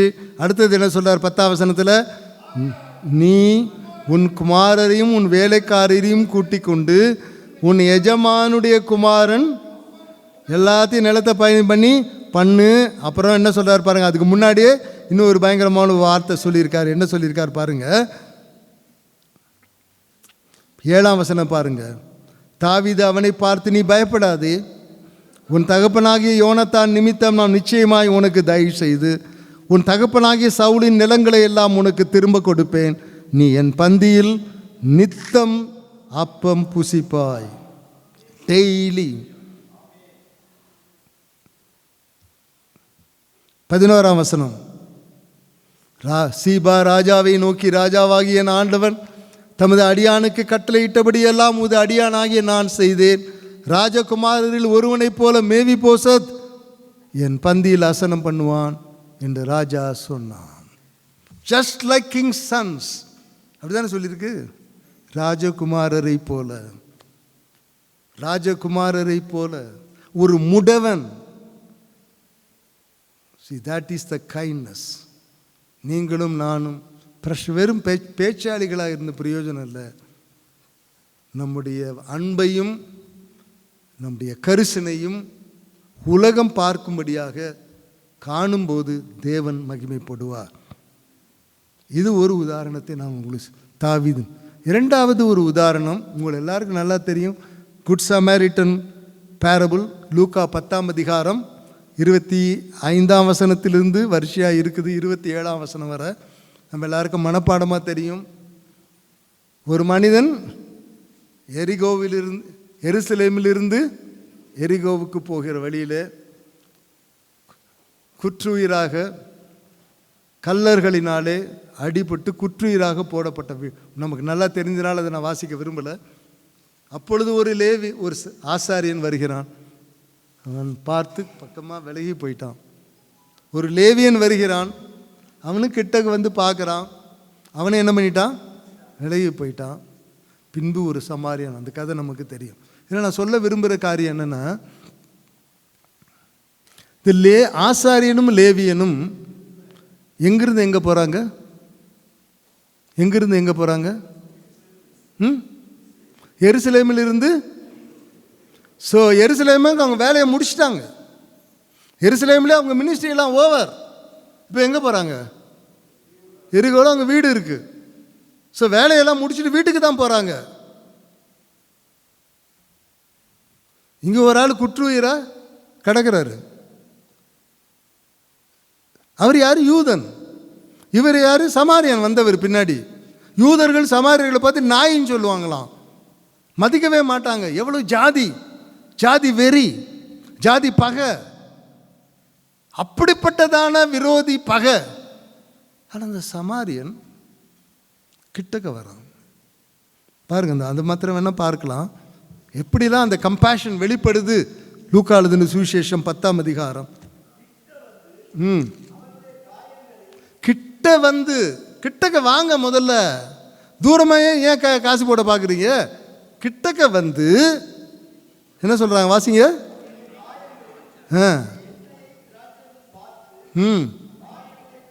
காயங்களை கட்டி தன் சுய வாகனத்தில் ஏற்றி அவனை பராமரித்தான்.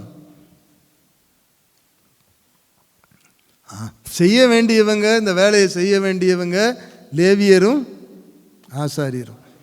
அவங்க வந்து தாங்க தீட்டுப்படக்கூடாது, தம்ம மேலே பழி வந்துடக்கூடாது. இவனை பராமரிச்சுட்டு இருந்தோம்னா இந்த ராபர்ஸ்லாம் வந்து நம்மளை அடிச்சிடக்கூடாது. வெரி கேர்ஃபுல் இல்லையாங்க? இவங்களுக்கெல்லாம் காயம் கட்டிக்கிட்டு வேலை பண்ணிக்கிட்டு இருந்தோம்னா திரும்ப வந்து புதுசாக ஒருத்தன் வந்திருக்காண்டான்னு திரும்ப அந்த திருடர்களை திரும்ப வந்து இவங்கள. அதனால் அவங்க ரொம்ப பத்திரமாக அவங்க ஊழியக்காரங்கள பந்தாவாக தான் போவாங்க. ஊழியக்காரங்க எப்படி போவாங்க? அது யார்? இப்போ இருக்க ஊழியக்காரங்க. பிஓஎம்மில் இருக்கிற ஊழியக்காரங்களும் அப்படி ஆயிடாதீங்க. அப்படியே சோட்டு போட்டு அப்படி மினுக்கா போகிற ஆளுங்க இல்லை. நம்ம ஒரு ஆள் தான் அருளியா சொல்கிறாரு, கிட்ட வந்து சுய வாகனத்தில் ஏற்று கட்டி தூக்கி கொண்டு போ. திஸ் குட் சமாரிட்டன் ஏசுக்கிறதுக்கு அவனுக்கு பிறன் யார்? அந்த நியாய சாஸ்திரிகிட்ட கேட்குறாரு, எனக்கு தன்னை நீதிமானாக காட்ட வந்த உனக்கு பிறன் யார்? அவன் இரக்கம் பாரு, நீனும் போய் அப்படியே செய். இந்த குட் சமாரிட்டன்ட்டு என்னெல்லாம் பார்க்குறோம் சொல்லுங்களேன்? அவன்கிட்ட தியாகத்தை பார்க்குறோம் இல்லையாங்க? அவன் பிஸ்னஸ் மேன், அவன் பாட்டுக்கு போயிட்டே போயிருக்கலாம். குட் சமாரிட்டன், நல்ல சமாரியன். அவன் வேலையை அவன்கிட்ட ஒரு தியாகம் இருக்குது, அவன்கிட்ட ஒரு செல்ஃப் டினையல் இருக்குது. தன்னுடைய சுயத்தை வெறுக்கிறான், தன்னுடைய வேலையை அவனுடைய ஜேர்னியை கட் பண்ணுறான். தன்னுடைய ஜேர்னியை கட் பண்ணி தன்னிட்ட இருக்கிற ரிசோர்ஸஸ் எல்லாம் செலவு பண்ணுறான், காசை கொடுக்குறான். தான் பணத்தை அந்த அந்த ஆளுகிட்ட யார் இன்னில் இருக்கிறவன்கிட்ட கொடுக்கலாம். இன்றைக்கி அதனால தான் நான் சொன்னேன், தேவ பிள்ளைகள் ஒருவேளை நீங்கள் உங்களுடைய பணத்தை மற்ற ஊழியத்துக்கு கொடுக்கலாம். பல விதங்களில் நீங்கள் உதவி செய்கிறதுக்காக நீங்கள் ஈடுபடலாம். பின்னாடி நான் பார்க்க போகிறோம். God sees. The Lord who sees you in secret will reward you openly. அந்தரங்கத்திலே பார்க்கிற பிதா வெளியரங்கமாய் உனக்கு பலன் அளிப்பார். மறந்துடாதீங்க.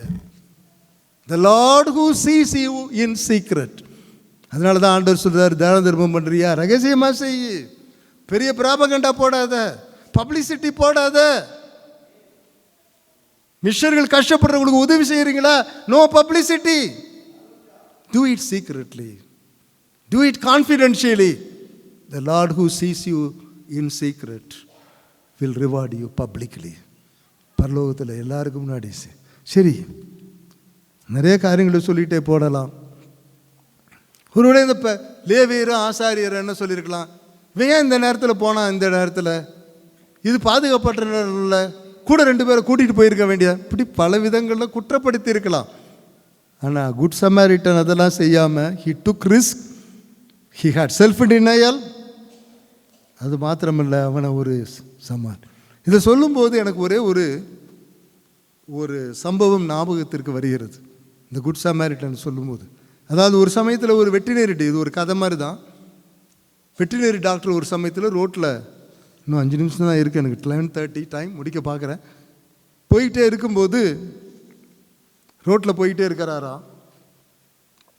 போயிட்டே இருக்கும்போது அந்த நடு ரோட்டில் ஒரு டாகை யானோ ஒருத்தன் காரில் போகிறோம் ஏற்றி விட்டுட்டு போயிட்டான். டாகு காலில் அடிபட்டு அப்படியே துடிக்குது. இந்த மனுஷனை மாதிரி தான் குற்றுயிராக அது கிடக்குது. உடனே இந்த வெட்டினரி டாக்டர் என்ன பண்ணாருன்னா, தான் வண்டியை நிறுத்திட்டாராம். வண்டியை நிறுத்திட்டு நேர அந்த டாகு பக்கத்தில், வெட்டினரி டாக்டர் ஒரு கம்பேஷனேட் டாக்டர்.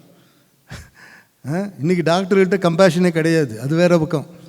இதுதான், இது இருந்தால் குயிக்காக டுக்குன்னு டிஸ்போசல். ஆனால் அந்த வெட்டினரி டாக்டர் கம்பேஷனேட் டாக்டர்.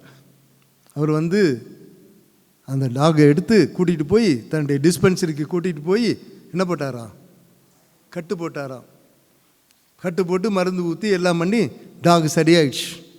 அந்த டாக் ரொம்ப நன்றி உள்ளது இல்லையா பொதுவாகவே டாக். அதனால் இந்த டாக்டர் எப்போ பார்த்தாலும் ஷீட்டில் போய் உட்காந்தாலே அந்த டாக் இவரை சுற்றி தான் வருமா. அவ்வளோ நன்றியோடு மேலே பாயுமா, அது பண்ணுமா. அப்போ இந்த டாக்டர் இந்த பிஸ்கட்டு அது இதெல்லாம் வச்சுருப்பாரு, டக்கு டக்குன்னு தூக்கி போடுவாராம், சாப்பிடுமா, வாலாட்டுமா. ஒரு நாள் இவர் ஆஸ்பத்திரியிலேருந்து ஷேரில் இப்படி உட்காராராம். ஆனால் அந்த டாக்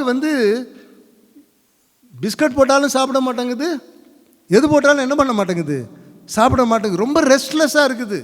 இப்படி போகுதான், அப்படி வருதான், இப்படி போகுதான், அப்படி போகுதான். அப்புறம் கடைசியாக இந்த டாக்டர்கிட்ட காலை போய் படன்னு பிடுங்குதான். உடனே டாக்டருக்கு என்னென்ன புரியல, எந்திரிச்சிட்டார். ஷீட்டில் வச்சு எந்திரிச்ச உடனே தான் கொஞ்சம் நிம்மதியாகுதான். அப்புறம் எந்திரிச்ச உடனே கொஞ்சம் முன்னாடி போகுதான். உடனே இந்த டாக்டர் புரிஞ்சுக்கிட்டாரு, இந்த டாக் ஏதோ நம்மகிட்ட பேசுது அப்படின்னு. அந்த டாக் போகிற வழியே போனாராம். கூட்டிகிட்டே போகுதான். கூட்டிகிட்டே போய் கடைசியில் ஒரு மரத்துக்கிட்ட போச்சான். ஓ, எவனொருத்த செத்துட்டான் போல இருக்குடா, இங்கே அடக்கம் பண்ணி போட்டிருக்காங்களே, என்னென்ன தெரியலையே, இந்த டாக் அங்கே போகுதே அப்படின்னு போனால், அங்கே இது என்னைக்கு எப்படி ஒரு நாளில் அடிபட்டு கிடந்து காயத்தோடு கிடந்ததோ அதே மாதிரி ஒரு டாக்கிட்ட கூட்டிகிட்டு போயிடுச்சான். அப்போ அந்த டாக் யோசித்தாராம், இந்த நான் வெட்டினரி டாக்டர், நாமும் ஒரு காலத்தில் இப்படி கஷ்டப்பட்டோம், வியாதியோடு இருந்தோம். என்ன ஒரு டாக்டர், வெட்டினரி டாக்டர் கண்டுபிடிச்சாரு, கூட்டிகிட்டு போனார்.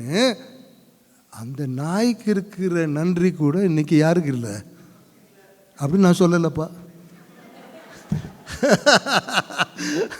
கோச்சிக்குவீங்கள என் மேல.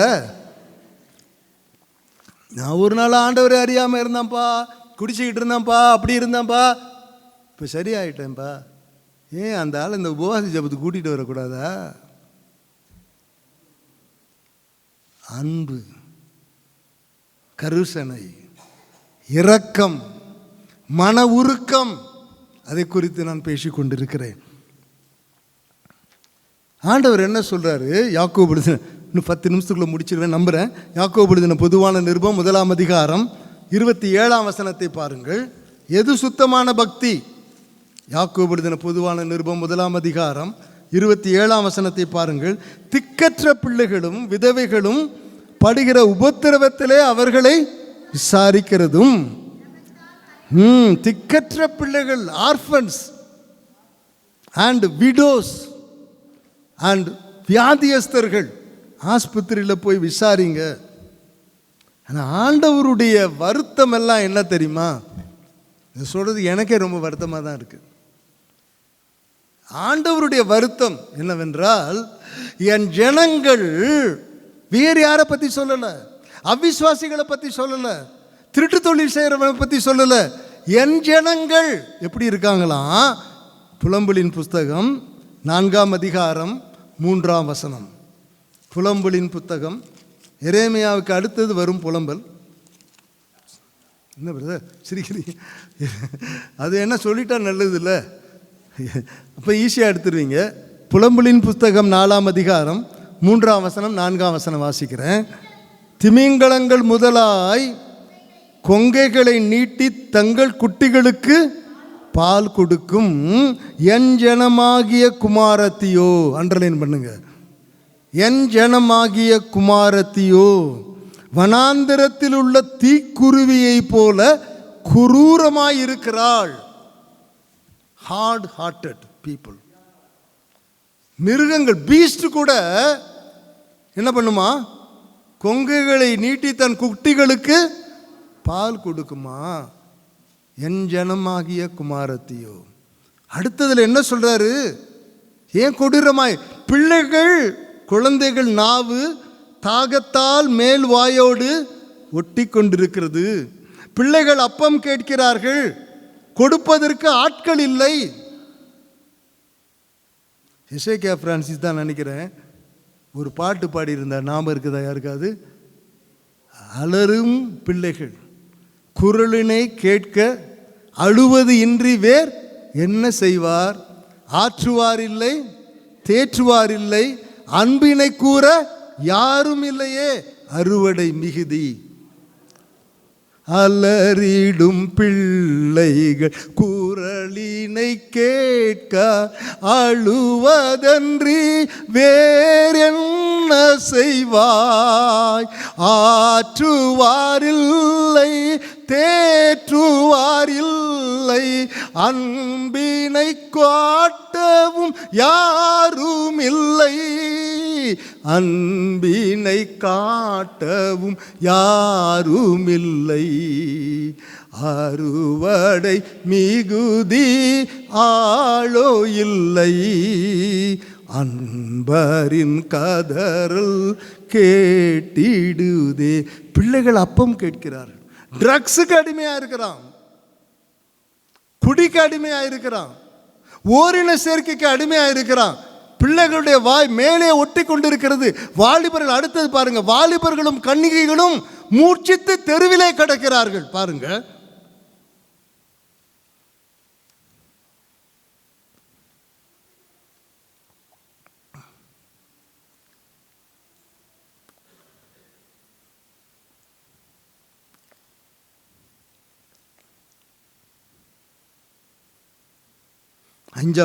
நாலாம் அதிகாரம் 1ஆம் வசனத்திலே பாருங்க.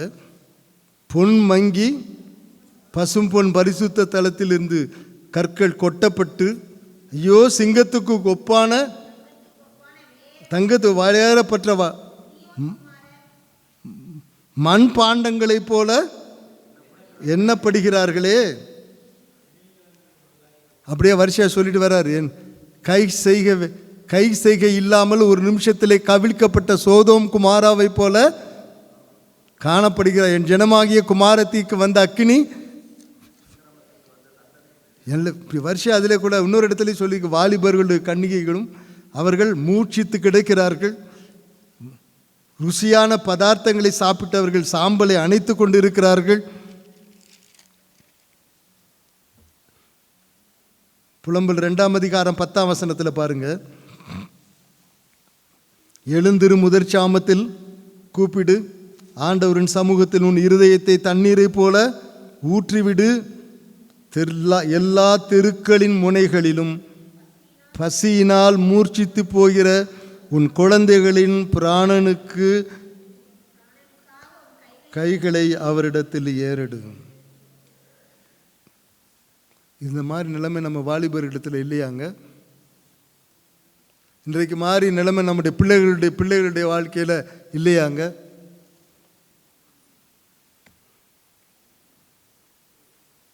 இளைஞனும் 21ஆம் வசனம் பாருங்க.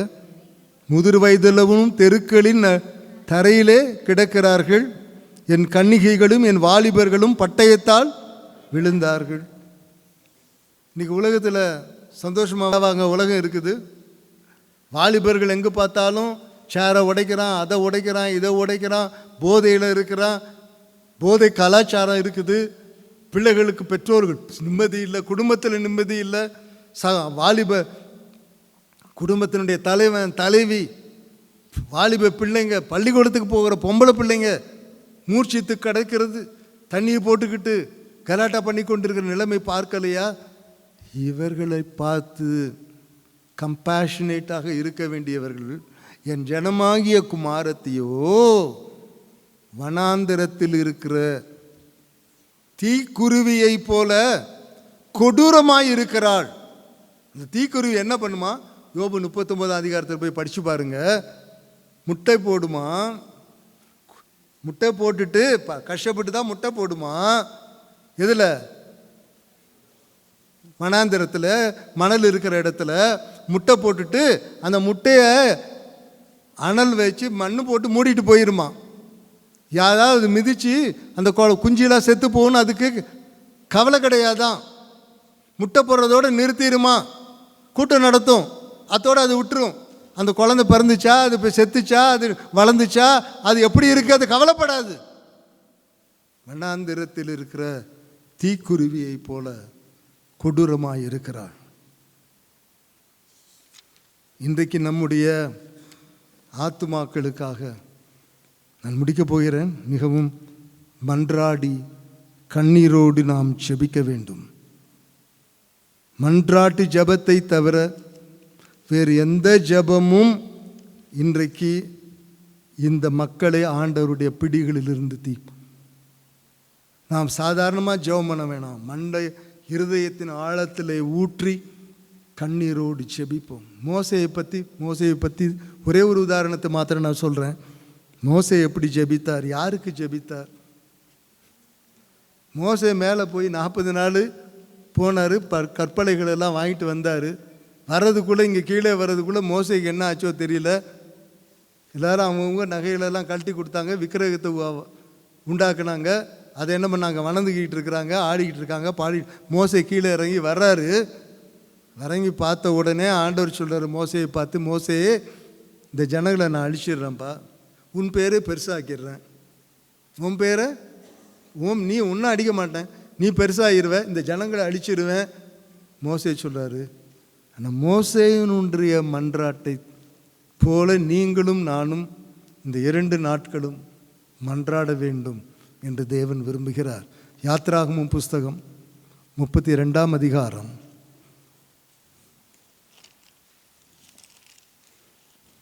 ஆண்டவர் மோசே பெரிதவனை ஆக்கிறேன்லாம் சொல்லிட்டாரு. உங்களுக்கு எல்லாருக்கும் இந்த பகுதிகள் தெரியும். ஆனால் நான் சற்று வித்தியாசமான காரியத்தை இதில் உங்களுக்கு சொல்ல விரும்புகிறேன்.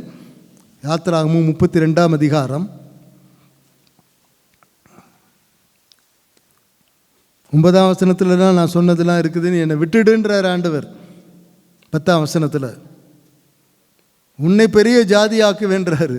32ஆம் அதிகாரம் 10ஆம் வசனத்தில் மோசே 11ஆம் வசனம் தன் தேவனாகிய கர்த்தரை நோக்கி, கர்த்தாவே தேவரீர் மகாபலத்தினாலும் வல்லமையினாலும் கையினாலும் எகிப்து தேசத்திலிருந்து புறப்பட பண்ணின உம்முடைய ஜனங்களுக்கு விரோதமாக உம்முடைய கோபம் பற்றி எரியுது. கோபம், ஆண்டவருடைய கோபம் பற்றி எரிகிறது. ஆனால் மோசே அந்த பற்றி எரிகிற கோபத்தின் நடுவில் திறப்பிலே நிற்கிறார். அருமையானவர்களே, நம்ம யாருக்காக திறப்பில் நின்று ஜெபம் பண்ண போகிறோம்? எதிரிகளுக்காக, நம்மோடு கூட வேலை செய்கிறவர்களுக்காக, நம்முடைய குடும்ப மக்களுக்காக. எப்படிலாம் சொல்லி ஆர்கியூ பண்ணுறாரு பாருங்க. 12ஆம் வசனத்தில் என்ன சொல்கிறாருன்னா, என்ன சொல்கிறாரு? ம் ம் எகிப்தியர் என்ன சொல்லுவார்கள்? 12ஆம் வசனத்தில், உம்முடைய நாமத்துக்கு என்ன சொல்லுவீர்? எகிப்தியர் என்ன சொல்லுவாங்க? எப்படிலாம் கொண்டாந்து ஆர்குமெண்ட் கொடுக்குறாரு பாருங்க. ஆண்டவர்கிட்ட போராடி ஜெபிக்கிறார், மன்றாடி ஜெபிக்கிறார். 12ஆம் வசனத்தில், அவர்கள் கொன்று போடவும் பூமியின் மேல் இராதபடிக்கும் அவர்களை நிர்மூலமாக்கவும் அவர்களுக்கு தீங்கு செய்யும் பொருட்டே அவர்களை புறப்பட பண்ணினார் என்று எகிப்தியர் சொல்வானேன். இவங்க தப்பு செய்ததெல்லாம் விட்டுட்டார் ஒரு பக்கம், இவங்க விக்கிரகங்களை விக்கிரகம் பண்ணிட்டு ஆராதனை செய்யலாம் ஒரு பக்கம் விட்டுட்டாரு. அவங்க என்ன சொல்லுவாங்க ஆண்டவரே? அப்புறம் பாருங்க 13ஆம் வசனத்தில் வாக்குத்தத்தத்தை பிரிச்சுக்கிட்டாரு. 13ஆம் வசனத்தில், உமது தாசனாகிய ஆபிரகாமையும் ஈசாக்கையும் இஸ்ரவேலையும் அப்ப நீ சொன்னீரே வானத்து நட்சத்திரங்களைப் போல, அப்படித்தானே சொல்றாருங்க, அப்படித்தானே சொல்றாரு. வானத்து நட்சத்திரங்களைப் போல பெருக பண்ணுவேன் என்று சொன்னீரே, இந்த தேசம் முழுவதும் இப்படி அழிச்சா போட்டா எங்க பெருகிறது? ஆர்குமெண்ட்லாம் கொடுக்குறாரு. நாமத்துக்கு என்ன பண்ணுவீர்ன்றாரு. அப்போ எகிப்தியர்கள் என்ன சொல்லுவாங்கன்னு கேட்குறாரு. வாக்குத்தத்தங்களை உரிமை பாராட்டுறாரு. 13ஆம் வசனத்தில் கடைசி பகுதியில் என்ன சொல்றாரு பாருங்க. இப்படியெல்லாம் சொல்லி இப்படி ஆணையிட்டு சொன்னீரே என்று எப்படி பிரார்த்திக்கிறாரா? கெஞ்சி பிரார்த்திக்கிறார். அண்டர்லைன் பண்ணுங்க, கெஞ்சிறாருங்க. கெஞ்சிறாருன்னா என்ன அர்த்தம்? ப்ளீடிங். கெஞ்சிறாரு, தயவுசெய்து செய்யுங்க. அழுவுறாரு, கெஞ்சிறாரு. கெஞ்சி பிரார்த்தித்தான். அடுத்த வசனம் பாருங்களேன். அப்பொழுது கர்த்தர் தமது ஜனங்களுக்கு செய்ய தீங்கை செய்யாதபடி பரிதாபம் கொண்டு. எப்பொழுது? எப்பொழுது? கெஞ்சி பிரார்த்திக்கும் போது. இன்றைக்கு நீங்களும் நானும் வந்திருக்கிற இடம் முக்கியமான இடம். கெஞ்சி பிரார்த்திக்கிற இடம். சும்மா மேலோட்டமான ஜெபம் அல்ல, கெஞ்சணும். அதனால தான் கெஞ்சி பிரார்த்திக்கும் போது கர்த்தர் தம்முடைய ஜனத்திற்கு செய்வேன் என்று சொன்னதை செய்யாதபடி. இன்னொரு இடத்துல மோசே கெஞ்சினார். எப்ப சொல்ல முடியுமா? மிரியம் ஆரோன். மிரியன் குஷ்டரோகி ஆயிட்டா. புறங்கூறுனா குஷ்டரோக பனிஷ்மெண்ட் கொடுத்துட்டாரு. என்ன ஆகுமோ 12ஆம் அதிகாரத்தில் மோசே கெஞ்சுறாரு. ஆண்டவரே இவளை குணமாக்கும் என்று கெஞ்சி பிரார்த்தித்தான். அருமையான தேவ பிள்ளைகளே, இதுக்கு மேலே நான் ரொம்ப நேரம் பேச விரும்பல. கெஞ்சும் இந்த இடத்துல ஆண்டவருடைய சமூகத்தில் 2 நாட்கள் நான் உங்களுக்கு சொல்கிறேன். ஆண்டவர் ஒருவேளை அழிப்பேன் என்று சொல்லிட்டாரு. யோனாவை போல இருக்காதீங்க. கூடாரம் போட்டு பார்க்குறாரு. அழிக்கிறாரா, அழிக்க போகிறாரா, அழிக்க மாட்டாரா? நோ. கடைசியாக யோனாவின் புத்தகத்தில் ஆண்டவர் முடிக்கும்போது சொல்கிறாரு, ஒரு ஆமனுக்காக நீ பரிதபிக்கிறியப்பா, வலது கைக்கும் இடது கைக்கும் வித்தியாசம் தெரியாத 120,000 பேர் மக்கள் கொண்ட இந்த மகா நகரமாகிய நினைவைக்காக நான் பரிதபியாமல் இன்றைக்கு பரிதபிக்கும்படியாக நாம் ஆண்டவருடைய சமூகத்திலே கூடியிருக்கிறேன். நீ எப்படி கெஞ்சி மன்றாடி தேவ சமூகத்திலே நாம் ஜெபிக்கும்போது கர்த்தர் நம்மை மகிழ்ச்சியினாலே நிரப்புகிறார். நம்முடைய ஜெபம் அநேகரை, நான் போன ட்ரிப்பு இந்த புதன்கிழமை பேசும்போது கூட நான் சொன்னேன், மறுபடியும் அதை சொல்கிறேன்.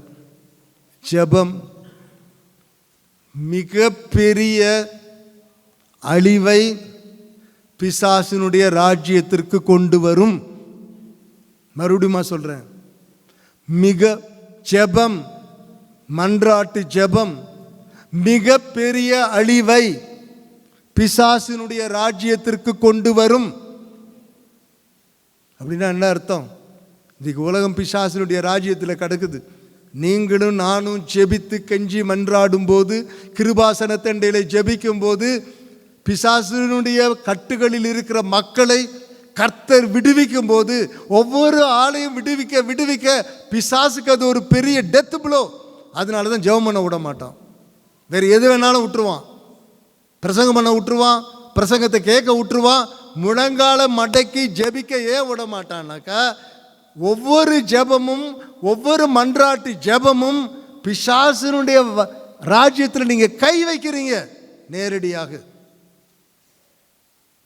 அருமையான தேவ பிள்ளைகளே, இந்த நேரத்தில் Lord, give me a compassionate heart. கம்பேஷனில் நீங்கள் வளரணும். கம்பேஷனில் வளர்கிறதுக்கு இயேசுவை பாருங்க. அவர் God is a God of compassion. ஆண்டவர்கிட்ட கேளுங்க, give me a compassion, give me a burden. ஆண்டவரே, ஃபார் சோல்ஸ். கஷ்டங்களை நேராக பார்க்கும்போது, அதனால தான் அநேகர் பிசாசு கஷ்டங்களை பார்க்கறது கூட விட மாட்டான். ஸோ இந்த நாளிலே முழங்கால் படியிடுங்கள். ஒரு சில நிமிடங்கள் நம்ம ஜெபிக்க போகிறோம். ஆண்டவரே, எனக்கு அந்த மனதுருக்கமுள்ள ஒரு இருதயத்தை தாரும். நாடிடுதே பாடுங்க.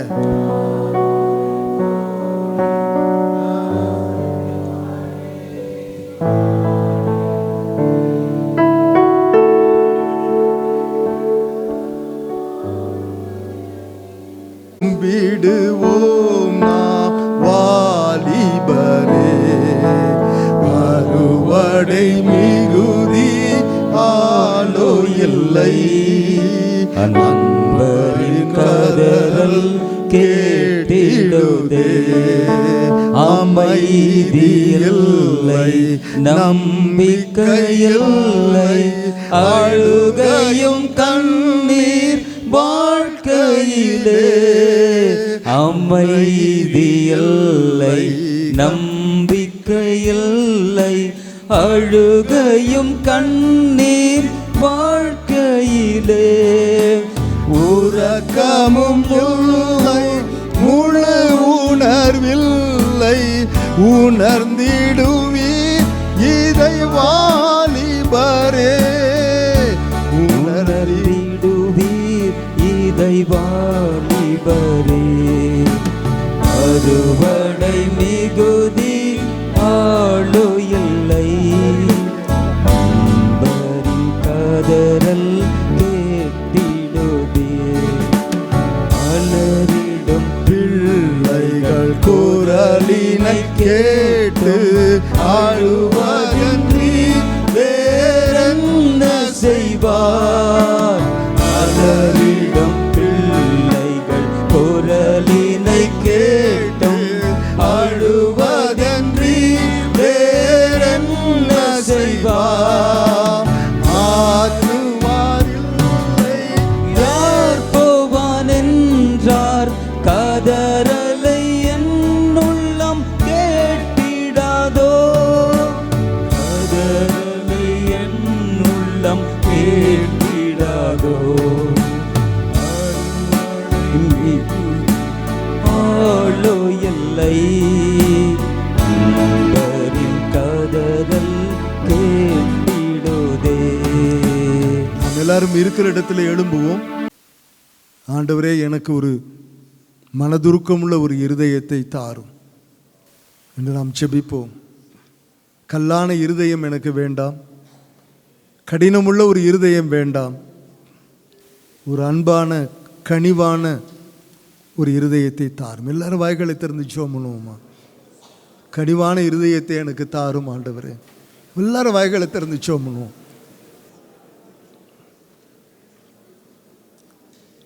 தேவைகளை நான் பார்க்கிறேன் ஆண்டவரே.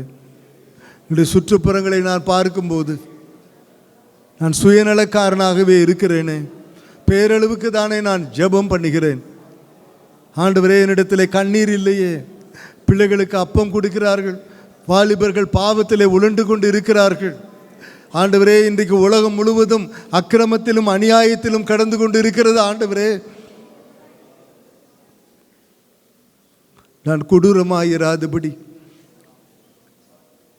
நீர் எப்படி ஆண்டவரே லாசருடைய கல்லறைக்கு முன்பாக நின்று கொண்டு எல்லாரும் அழுகிறதை பார்த்து நீர் கண்ணீர் விட்டீரே, அந்த கண்ணீரை எனக்கு தாரும் ஆண்டவரே. ஜோமனோனா எல்லாரும் அந்த அன்பின் ஆவியினாலே என்னை நிரப்பும் ஆண்டவரே. அந்த இரக்கத்தின் ஆவியினாலே எனக்கு தாரும் ஆண்டவரே. இந்த மன்றாட்டத்தின் ஆவியை எனக்கு தாரும் ஆண்டவரே. ஆண்டவரே, சுயநலம் உள்ளவனாக நான் இருக்கிறேனே ஆண்டவரே. எனக்கு சுயத்தை நான் வெறுக்க எனக்கு கிருபை தாரும் ஆண்டவரே.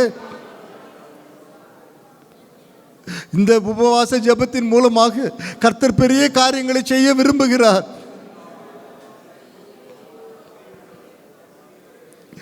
ஆண்டவரே, என் தலை தண்ணீரும் என் கண்கள் கண்ணீருமானால் நலமாயிருக்குமே.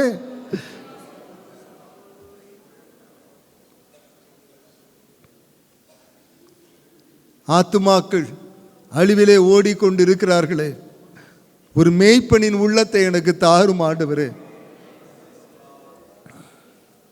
அந்த மேய்ப்பன் ஒரே ஒரு ஆடு காணாமல் போனாலும் அதை தேடி போய் பார்த்து அதை தோளின் மேல் சுமந்து கொண்டு வந்தது போல ஆண்டவரே, அந்த கம்பேஷனேட் ஹார்ட், அந்த மேய்ப்பனின் உள்ளம் எனக்கு தாரும்.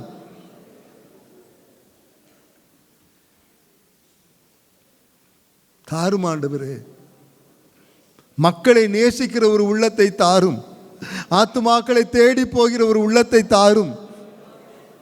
எங்கள் தேசம் ஆண்டவரே விக்கிரகத்தின் பிடியில் இருக்கிறதே, அதற்காக அழுது ஜெபிக்கிற ஒரு அழுகையின் ஆவியை, ஜெபத்தின் ஆவியை, மன்றாட்டத்தின் ஆவியை, கெஞ்சி பிரார்த்திக்கிற ஆவியை எனக்கு தாரும் ஆண்டவரே. எல்லாரும் கேட்போம் ஆண்டவரிடத்துல.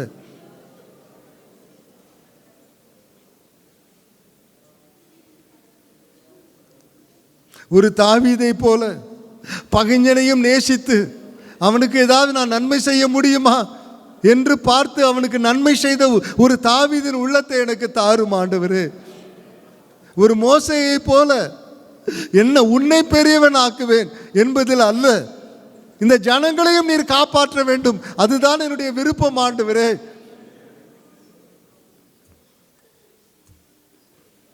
கண்ணீரை தாரும் ஆண்டவரே. எல்லாரும் ஜெபம் பண்ணுவோம். கர்த்தாவே, give me tears, give me Scotland or I die என்று ஜான் நாக்ஸ் ஜெபித்தாரே. give me India or I die என்று சொல்லுகிற ஒரு ஜெபத்தின் ஆவியை தாரும் ஆண்டவரே. சுயநலங்களை எடுத்து போடும். ஆதாமும் ஏவாளும் பாவம் செய்தார்களே என்று அவர்களை வெறும் தள்ளிவிடுவதல்ல, அவர்களுக்கு தோல் உடையை கொடுத்தாரே. கண்டம் பண்ணுகிற ஸ்பிரிட் எனக்கு வேண்டாம் ஆண்டவரே. ஒரு அன்புள்ள ஆவியை தாரும். ஜெபம் எல்லாரும் ஜெபம் பண்ணிக்கொண்டே இருங்க. இந்த கூட்டத்திலே, ஆரம்ப கூட்டத்திலே கூட கர்த்தர் நமக்கு நம்முடைய பிள்ளைகளுக்காக ஜெபிக்க, பேர பிள்ளைகளுக்காக ஜெபிக்க, கஷ்டப்படுகிறவர்களுக்காக ஜெபிக்க எனக்கு கண்ணீரின ஆவியை தாரும். ஜெபமே ஜெயம். Thank you holy spirit. Thank you Lord.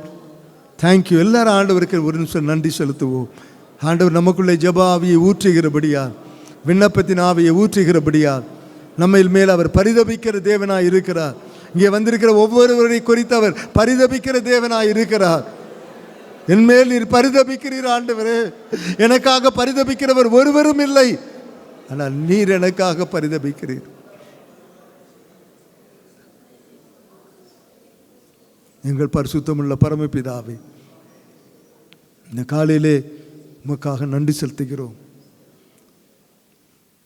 நீர் பரிதபிக்கிற ஒரு ஆண்டவராக, தேசத்திற்காக அழுது கொண்டிருக்கிற ஒரு ஆண்டவராக, கல்வாரி சிலுவையிலே கூட உன்னுடைய தாய்க்காக நீர் பரிதபித்தீரே.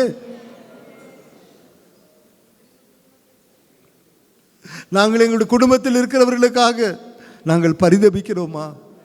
அவர்களுக்காக ஜெபிக்கிறோமா? அவருடைய தேவைகளை நாங்கள் செய்கிறோமா? உதவி செய்யும் ஆண்டவரே. எங்களை பரிசுத்தப்படுத்தும் ஆண்டவரே. எங்களை கழுவும் ஆண்டவரே.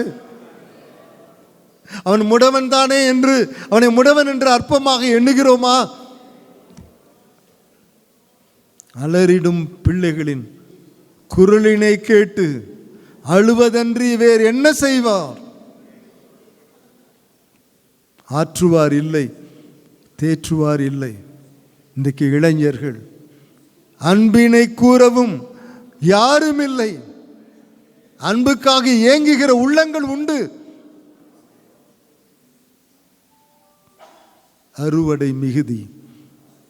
இயேசு சொல்கிறார், சிறலான ஜனங்களை பார்த்து மனதுருகி, அறுப்பு மிகுதி, வேலையாட்களோ கொஞ்சம், அறுப்புக்கு எஜமான் வேலையாட்களை அனுப்ப அவருக்கு இடத்தில் வேண்டிக் கொள்ளுங்கள். ஆண்டவரே, எங்கள் தேசத்தை கைவிடாதையும் எங்கள் தேசத்தை ரட்சியும் என்ற ஜெப ஆவியோடு கூட இந்த நாளிலே உள்ளே நுழைவோம். எங்கள் பரிசுத்தமுள்ள பரமபிதாவே, நீர் என்னோடு பேசினீர், எங்களோடு பேசுகிறீர். உம்முடைய பரிதபிக்கும் உள்ளம், யோனாவை பார்த்து நீர் கேட்டீரே, அந்த மாதிரி கேள்வி எங்களுக்கு வேண்டாம் ஆண்டவரே.